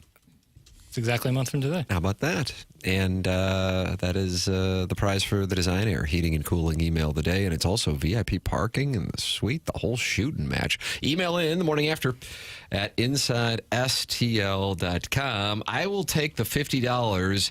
He doesn't claim it. I'm going to use it to go towards the therapy I'm going to need if both of my parents become regular texters on this show. Doug, that's from Little Beer Cats. His parents, both his mom and his dad, have been texting at each other via the Air Comfort Service text inbox. Really? And Beer Cats announced that he is going to have to stop texting into the program. His ex-wife is now texting into the program. And then somebody representing Little Beer Cats' sister was texting into the show calling herself Queen Beer Cats. But I don't know if there is a sister, and I don't know if she's texting in. Jackson, are you familiar with this dynamic? If I'm not mistaken, there is. There is a sister beer cat. So this is Queen Sister Beer Cats? Doug, is it Sister Beer Cats or Queen Beer Cats? I can't speak to whether Queen Beer Cats is the Beer Cat's daughter, but I believe there is one. It's a family affair in that and household. there's this drama's breaking out exclusively on the Air Comfort Service text line. This would have been perfect This family for the talks Real to each other Housewives. through our text lines. Right, but we have to be like the fulcrum point. Otherwise, they won't know what each other are saying. Do you have a problem with the term fulcrum point? I don't care for it Think of much. it. Well, you hate simple machines, pulleys and levers and such. You always talk about them. Mr. Burkett. That's me. I noticed yesterday that my text name was somehow changed. Could you kindly change it back to Bill's Gentle Load? Oh, no, don't do it. That's from the prostate spokesperson. Oh, that's tough. I'd hate to lose. Are you changing names willy-nilly? Never. Only 3 more days after today for the listeners who do not have a name saved in the Air Comfort Service text inbox to get their name changed. I see Ian LaPerriere's texting in along with Sweet Sweet Kai, Mr. Siders. There's a 618 right there. Doesn't have a name saved. And let's see what he says. Hello, boys. Just tuned into the YouTube feed, and my 9-year-old daughter's seeing what everyone on the show looks like for the first time. Tim just happens to be donning the most dapper Dan of outfits, and she exclaims, "That is what he looks like. I think I just witnessed a lemming birth." Doug, that's from the 618, who needs a name saved there because it sounds like the texter is really on target with opinions. I don't know how on target that is. Did you know you were that strong in the 9-year-old community? Careful. Doug. My son is 7, and it seems like this show's humor really plays well to that maybe 5-year-old, upwards of 7-year-old demographic. He's outgrown it for sure. Absolutely. The 3-year-old thinks it's hilarious. I used Chris Rock in a scene from one of his comedy specials to teach my 7-year-old a lesson yesterday, Doug. I don't know if this is something that's in a parenting handbook or not. Okay. But I'm in the focal point of discipline right now with him. And he was going out with my wife and younger son yesterday. While I was just, as a meat and potatoes guy, I have so many different jobs and responsibilities. And my country club's closed on Mondays. So I said, "You got to behave." And he says, "Well, if I behave, can I get a reward?" And I said, It's not how it works. And what went to my mindset was Chris Rock and one of his scenes from, was it the 1999 comedy special? Just don't know the years. In which he said, parents are the problem. He goes, I've got a lady I know, she's at the club at 2 a.m. on a Wednesday. Oh. You can't be a good mom and also be at the club at 2 a.m. on a Wednesday. And then said, they'll brag about things that you're supposed to do. I take care of my kids, and my baby isn't in jail. And we're not going to celebrate not going to jail with a reward. Right. So by not attacking your 3-year-old brother, talking back to your mom, I'm not going to give you a reward. And he really enjoyed the Chris Rock bit. And I thought, maybe I'm on to something. Maybe I will write a parenting manual saying, hey, just find some Chris Rock bits on YouTube and play them. And that's how you can communicate with your son. Sure. And then his response was, his birthday's coming up here in a few weeks. He wants Chris Rock at his birthday party. So he really was a fan. Okay. And I don't think we necessarily communicated effectively what the mission was, because we went from, hey, you don't get rewards for just doing the bare effing minimum, to, I really like this comedian. Can he come to the birthday party? Yeah. So My biggest takeaway is, I hope you write the parenting pamphlet. You want me to write a parenting pamphlet? Doug, you think that'd be a good play? Only to see you on like the press tour of it, going, outlet to outlet, talking about your work. You're doing local news morning shows? Oh, my God. Talking about your life as a parent. I think that alone would be worth it to me. When my 3 boys would act a fool, I just announce once again, I'm handing out lollipops and ass whoopings, and I'm fresh out of lollipops. Greg Vaughn went running for the hills. You subscribe to Texas Justice, didn't you? Texas rules. If Tim were to write a parenting handbook, it would be the best seller to ever be sold. It would put the Bible to shame. Do it, Tim. The world needs it. The Bible? That comes from that little slut Tinsel, your dog, who was Randy in the neighborhood. I don't read, nor do I want kids, but if Tim wrote that book, I would pick up reading. Stop it. For you. Pick up reading. Like in your day-to-day life, you just go without reading. Actually, that's a goal of mine, is to not read every day. Why? It's a good goal to have. I prefer to take in information auditorially. Auditorially? Like in an auditorium? So you don't want to read anything? You read websites and things? Yeah, I peruse Bro Bible. What's that? One of the frequent stops in the search for links for this show. Oh, okay. Well, if you're reading your phone or a website, that counts as reading, I think. It doesn't have to be a book or a newspaper. I read TikTok captions. That gets into my question from Clearing the Deck weeks ago about, is listening to an audiobook the same as reading? Like, what verbiage do you use? Did I read So the some book? people don't like when people say they read a book, but they really listened to it? Yeah, the semantics crowd.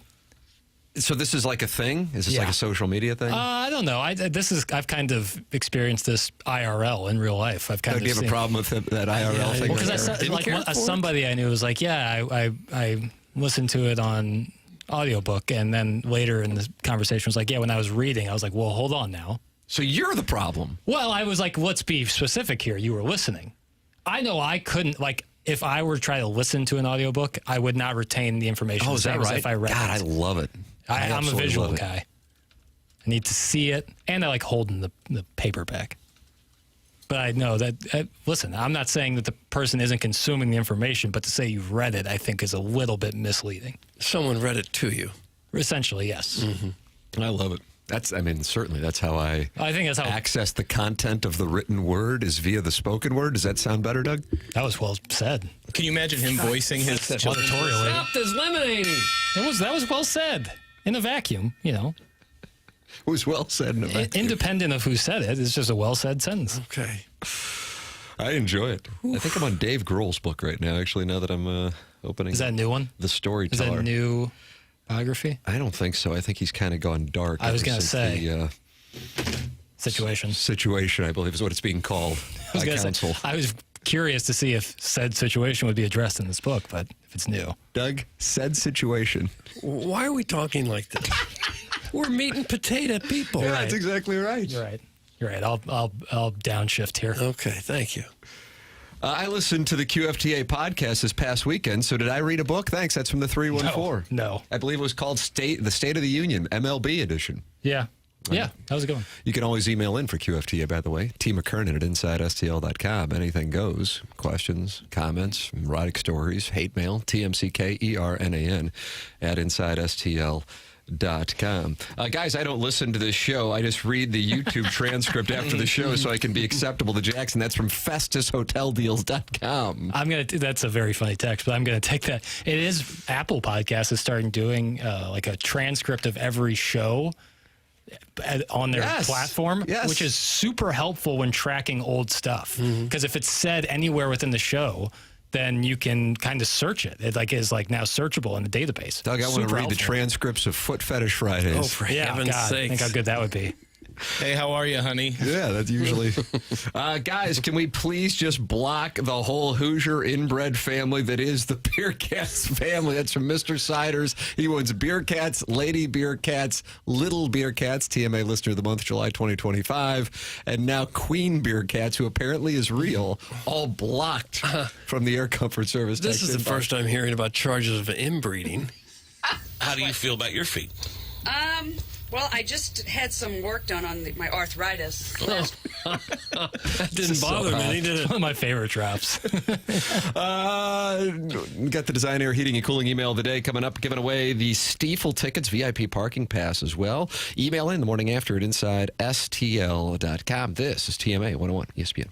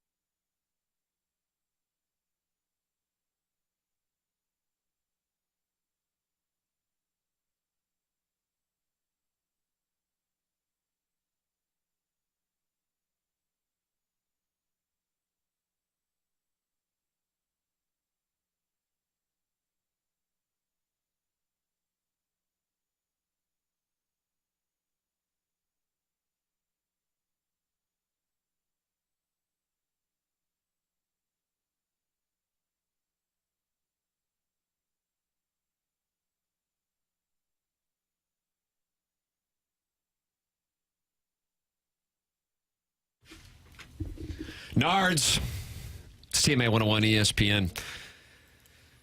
Doug, you like these Gallup poll results and the guessing game combination? I don't mind a guessing game. Kind of becoming a 10 o'clock hour tradition, along with the Design, Air, Heating, and Cooling email today. Stiefel tickets on the line here.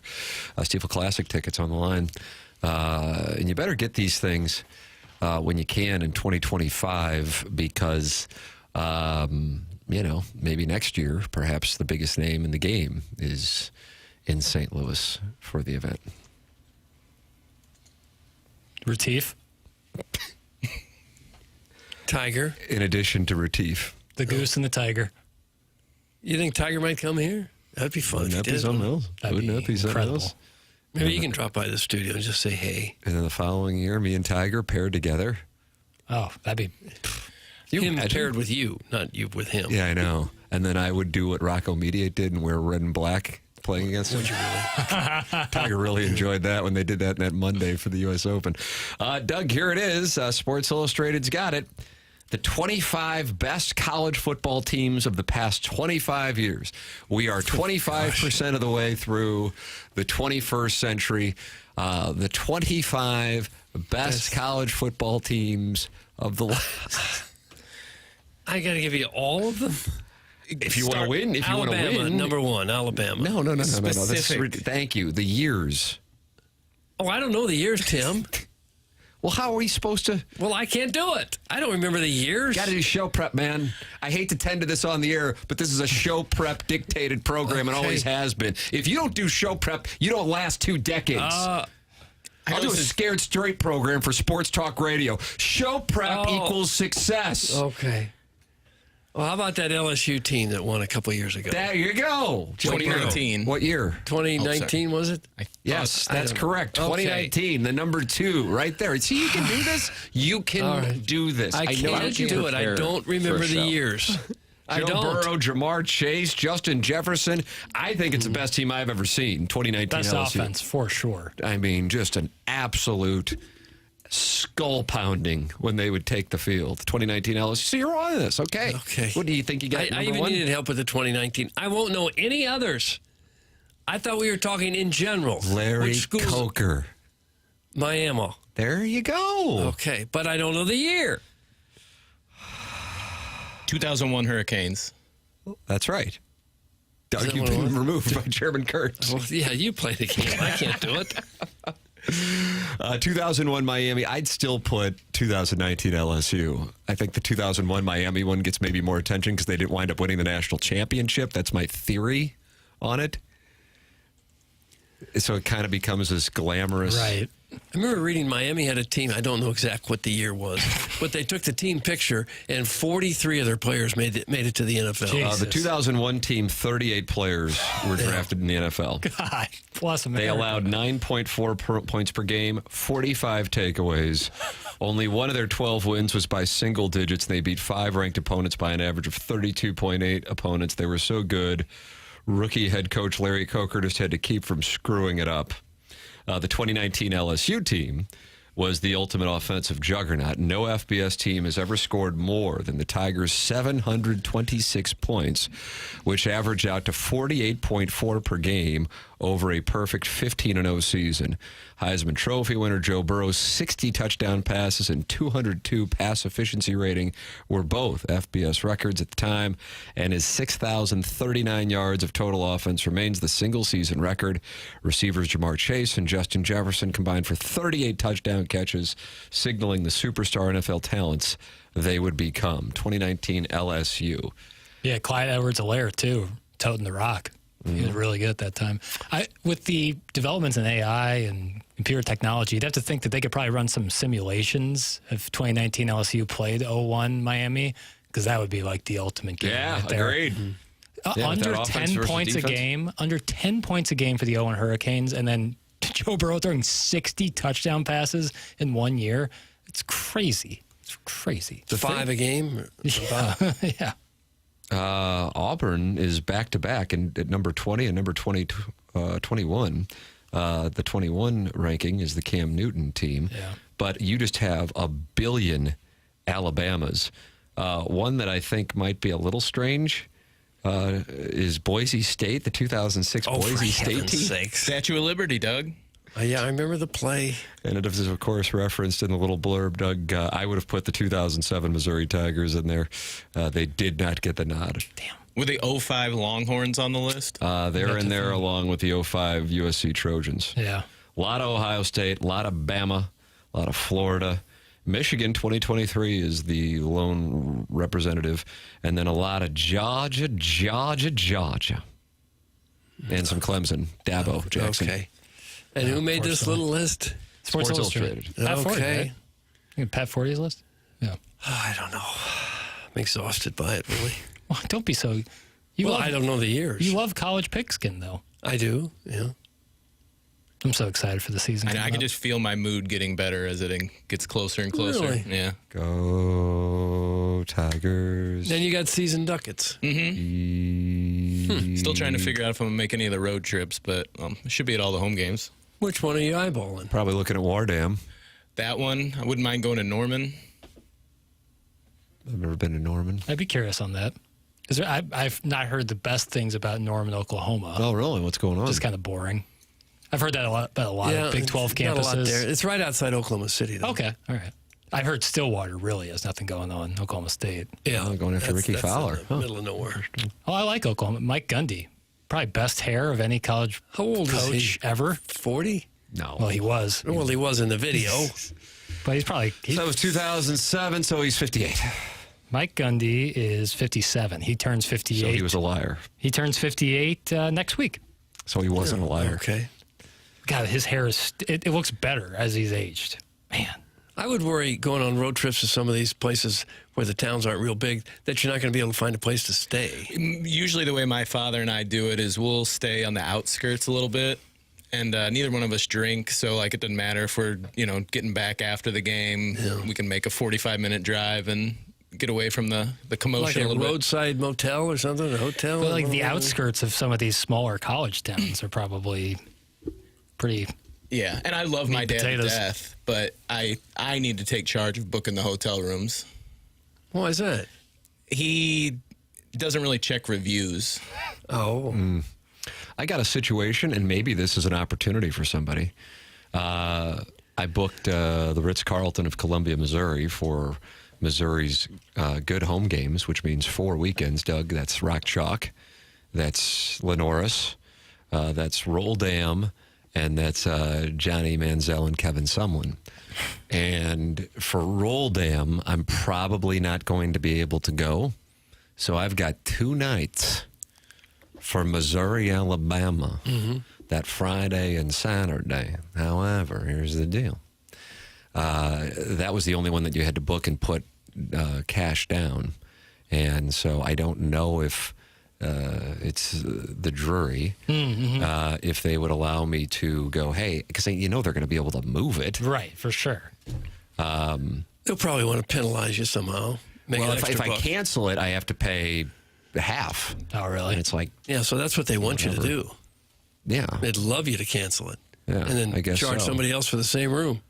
So I don't know. But you're looking for someone to take. Yeah, because I don't think. I mean, I guess I could theoretically go down You're to it, but I'm not going to subleasing. spend the night. Yeah, that's exactly. Well, I'm not looking at profit. I'm just looking to give it to somebody. Right. But So- you're right. You're exactly now that as I say it, you're exactly right. They want me to cancel. They'll fill it, and they'll get my 50%. That's the 10th and 11th of October, right? Yeah.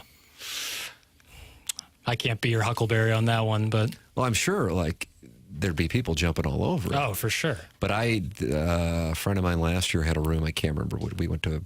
We spent the night for Auburn, I guess, and he booked it. But so he had to check me in. Ah. I don't know if I'm willing to drive 2 hours Just to check. You can't check into a hotel unless you're the name of the person who made the reservation. I'm so recognizable. Oh, sorry. As a star? Someone can't fool and be like, hi, I'm Tim McKernan. So if you Walk were in in the at room... 6'4" with a full head of hair. You were in the room and Jackson showed up to try to take that room. That's right. They wouldn't rent it to you. That's right. Because you wouldn't have an ID. Can you take Tim's ID and pass? I think you could. In Columbia, when in You Rome. would have had on? 48 and 5'3". Yeah, it's the land of opportunity out there. I wonder if they'd even care, though. That's what I'm thinking. How Like closely they watch that. with a hotel, especially with like Airbnbs and VRBOs kind of dominating that space now. Yeah. It feels somebody's got some knowledge on this Drury Columbia situation. T. McKernan inside STL.com. It's kind of what I'm thinking. Yeah, I mean, I got Friday and Saturday night for you from Missouri and Roll Damn Todd.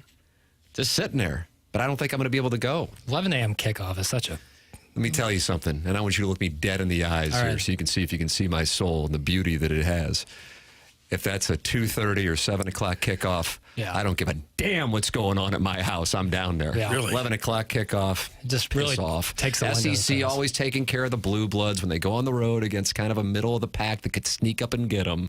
They put them at 11 o'clock. Remember what Jaden Daniels was doing, running around at 11 o'clock? I know what's going on. I'm hip to this thing. That game still stings. Game really bothers me. Mizzou had that. They were up like 3 touchdowns at one point. Well, you know what else will bother you is when your air conditioner doesn't work or your furnace doesn't work. But the one thing that should make you feel better is you know a company in town that can take great care of you. And that, of course, is Design Air Heating and Cooling, longest-running sponsor on TMA, a company family owned and operated since 1904. Seth Goldkamp, 4th generation there.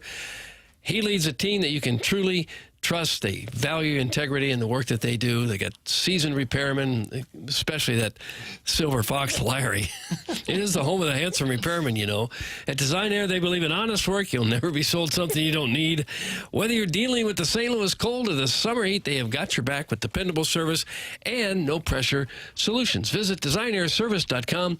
Schedule your service today. Design Air, comfort you can count on since 1904. Well, there it is. And if you're feeling a little sluggish today, well, that could be low testosterone, low energy, low motivation, fatigue. You're tired all the time, weight gain or muscle loss, especially belly fat.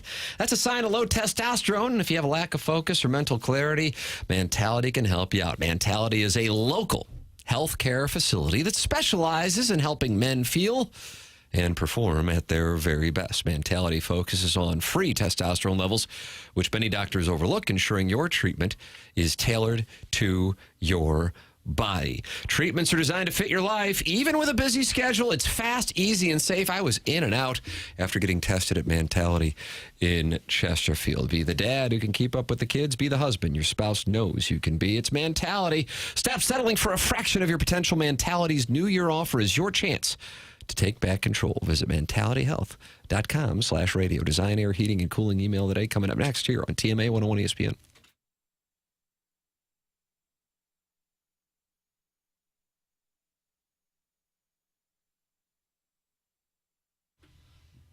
Michael's Flooring is online at igotfloored.com. That's igotfloored.com. And Michael's Flooring has been in business in St. Louis and owned by the family for 30-plus years. You can go online right now, and you're going to get 3 samples from Proximity Mills for free. Just go to igotfloored.com. Michael takes pride in helping and making sure that his employees are happy and making a great living. And his passion is flooring. So when you order from him, he wants you to have the best experience for the best price. Just come in or talk to them, and you're going to see the difference. They want to make sure they suggest the best thing for you, for your home, for your flooring, and not pushing what corporate is telling them they have too much of. There is a reason that Michael has continued to grow through the 31 years. Employees love working for him as they feel like family, and he makes sure they are taken care of, and this then rubs off to the families buying the product as they know they have the best interests of the buyers. It's Michael's Flooring. Come see why people are loving getting floored by Michael. And make sure you visit igotfloored.com.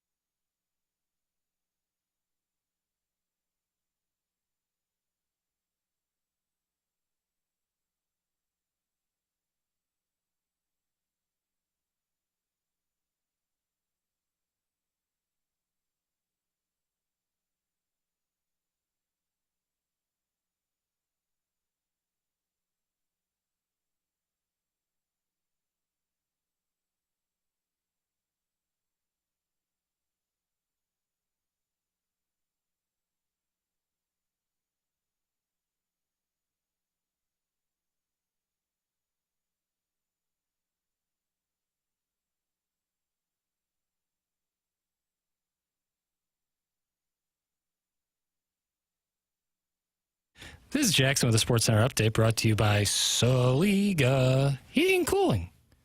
Cardinals take on the Dodgers tonight, 9:10 p.m. first pitch. Miles Michaelis on the mound for the Redbirds. This is their SportsCenter update brought to you by Soliga Heating and Cooling, a Daikin heating and air conditioning dealer.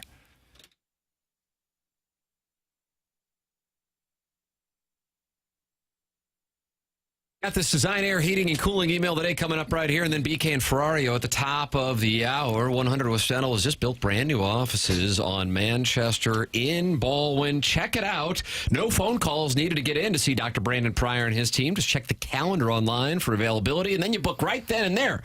You mention my name, you get $1,000 off an Invisalign package at 100 West Dental. If you're on the fence about Invisalign, they have a digital scanner that can show you a simulation of what it'll look like before you even go through with it. It's 100 West Dental.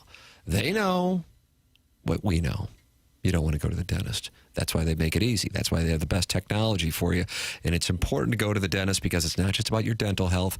Poor dental health can lead to poor overall physical health. Don't let that happen. Get checked up. Work with Dr. Brandon Pryor and 100 West Dental. Online at 100westdental.com. Mention my name. Get $1,000 off Invisalign at 100 West Dental, located in Baldwin on Manchester, and online at 100westdental.com. Doug, time to give away some Stiefel Charity Classic tickets. Exciting. And the Design Air Heating and Cooling email today with VIP parking passes. Here we go. Right. Morning, boys. I'm listing this week from an all-inclusive resort in Cancun, and I've made a few observations. Number one, Tim sounds fantastic, regardless of what country you hear him in. The selection of boat drinks at this joint would knock Piddle's socks off, and they're watered down enough that he'll still have the wherewithal to say no to wearing a yellow diaper floaty. Oh, for one. And number three, if I didn't know better, I'd swear this was an international gathering of TMA fans. The number of foreign language speaking walruses congregating around the buffet and swim-up bar is astounding.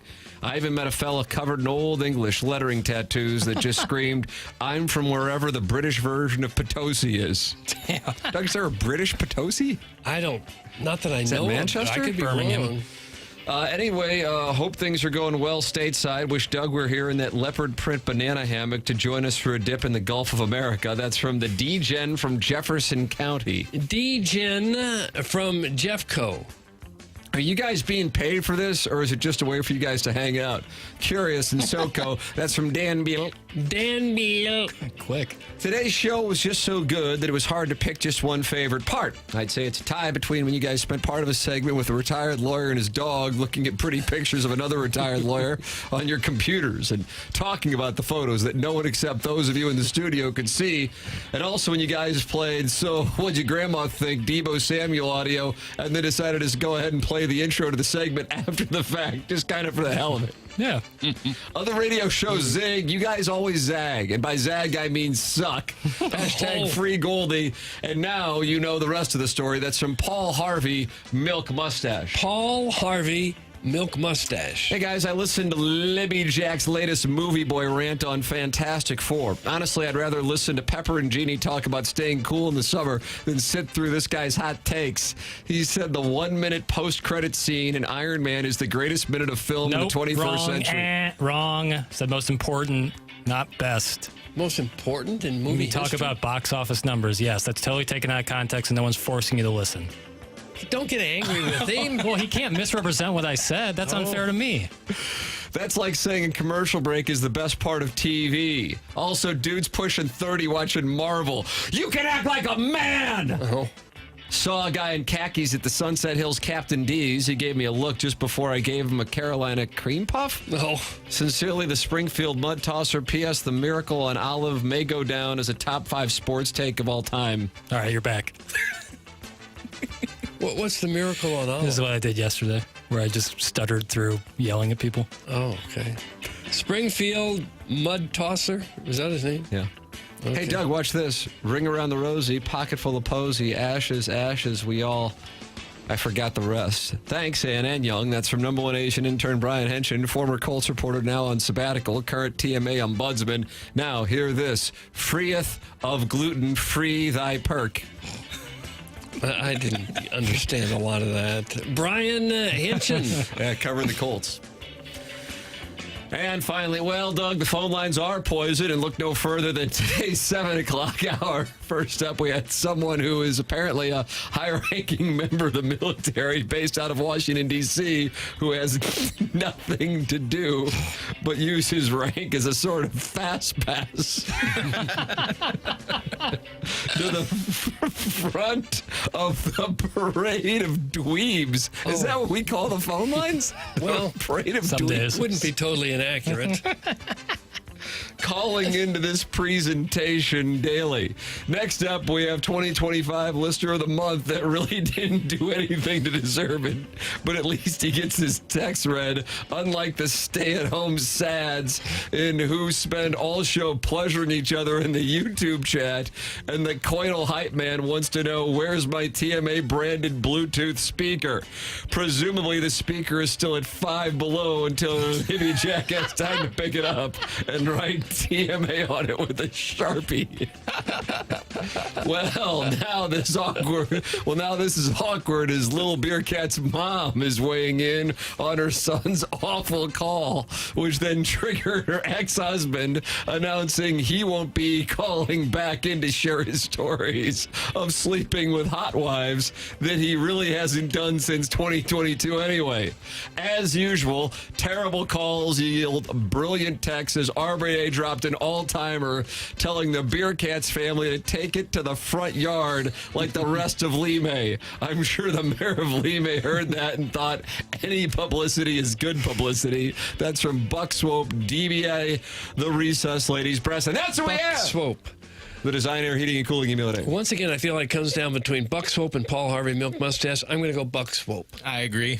I third. Buck Swope is one. The Design, Air, Heating, and Cooling email today. You can wear the green jacket out to the Stiefel Classic coming up a month from today with a VIP parking passes Buck Swope deserves. Goes without saying. Time for us to shut it down. BK and Ferrario are up next. For Jackson Burkett, for Chairman Kurt, for Martin Kilcoyne, for Douglas Elvin Vaughn, for my brother Kevin, I'm Tim McKernan. This has been TMA, presented to you by Brown and Crouppen on 101 ESPN.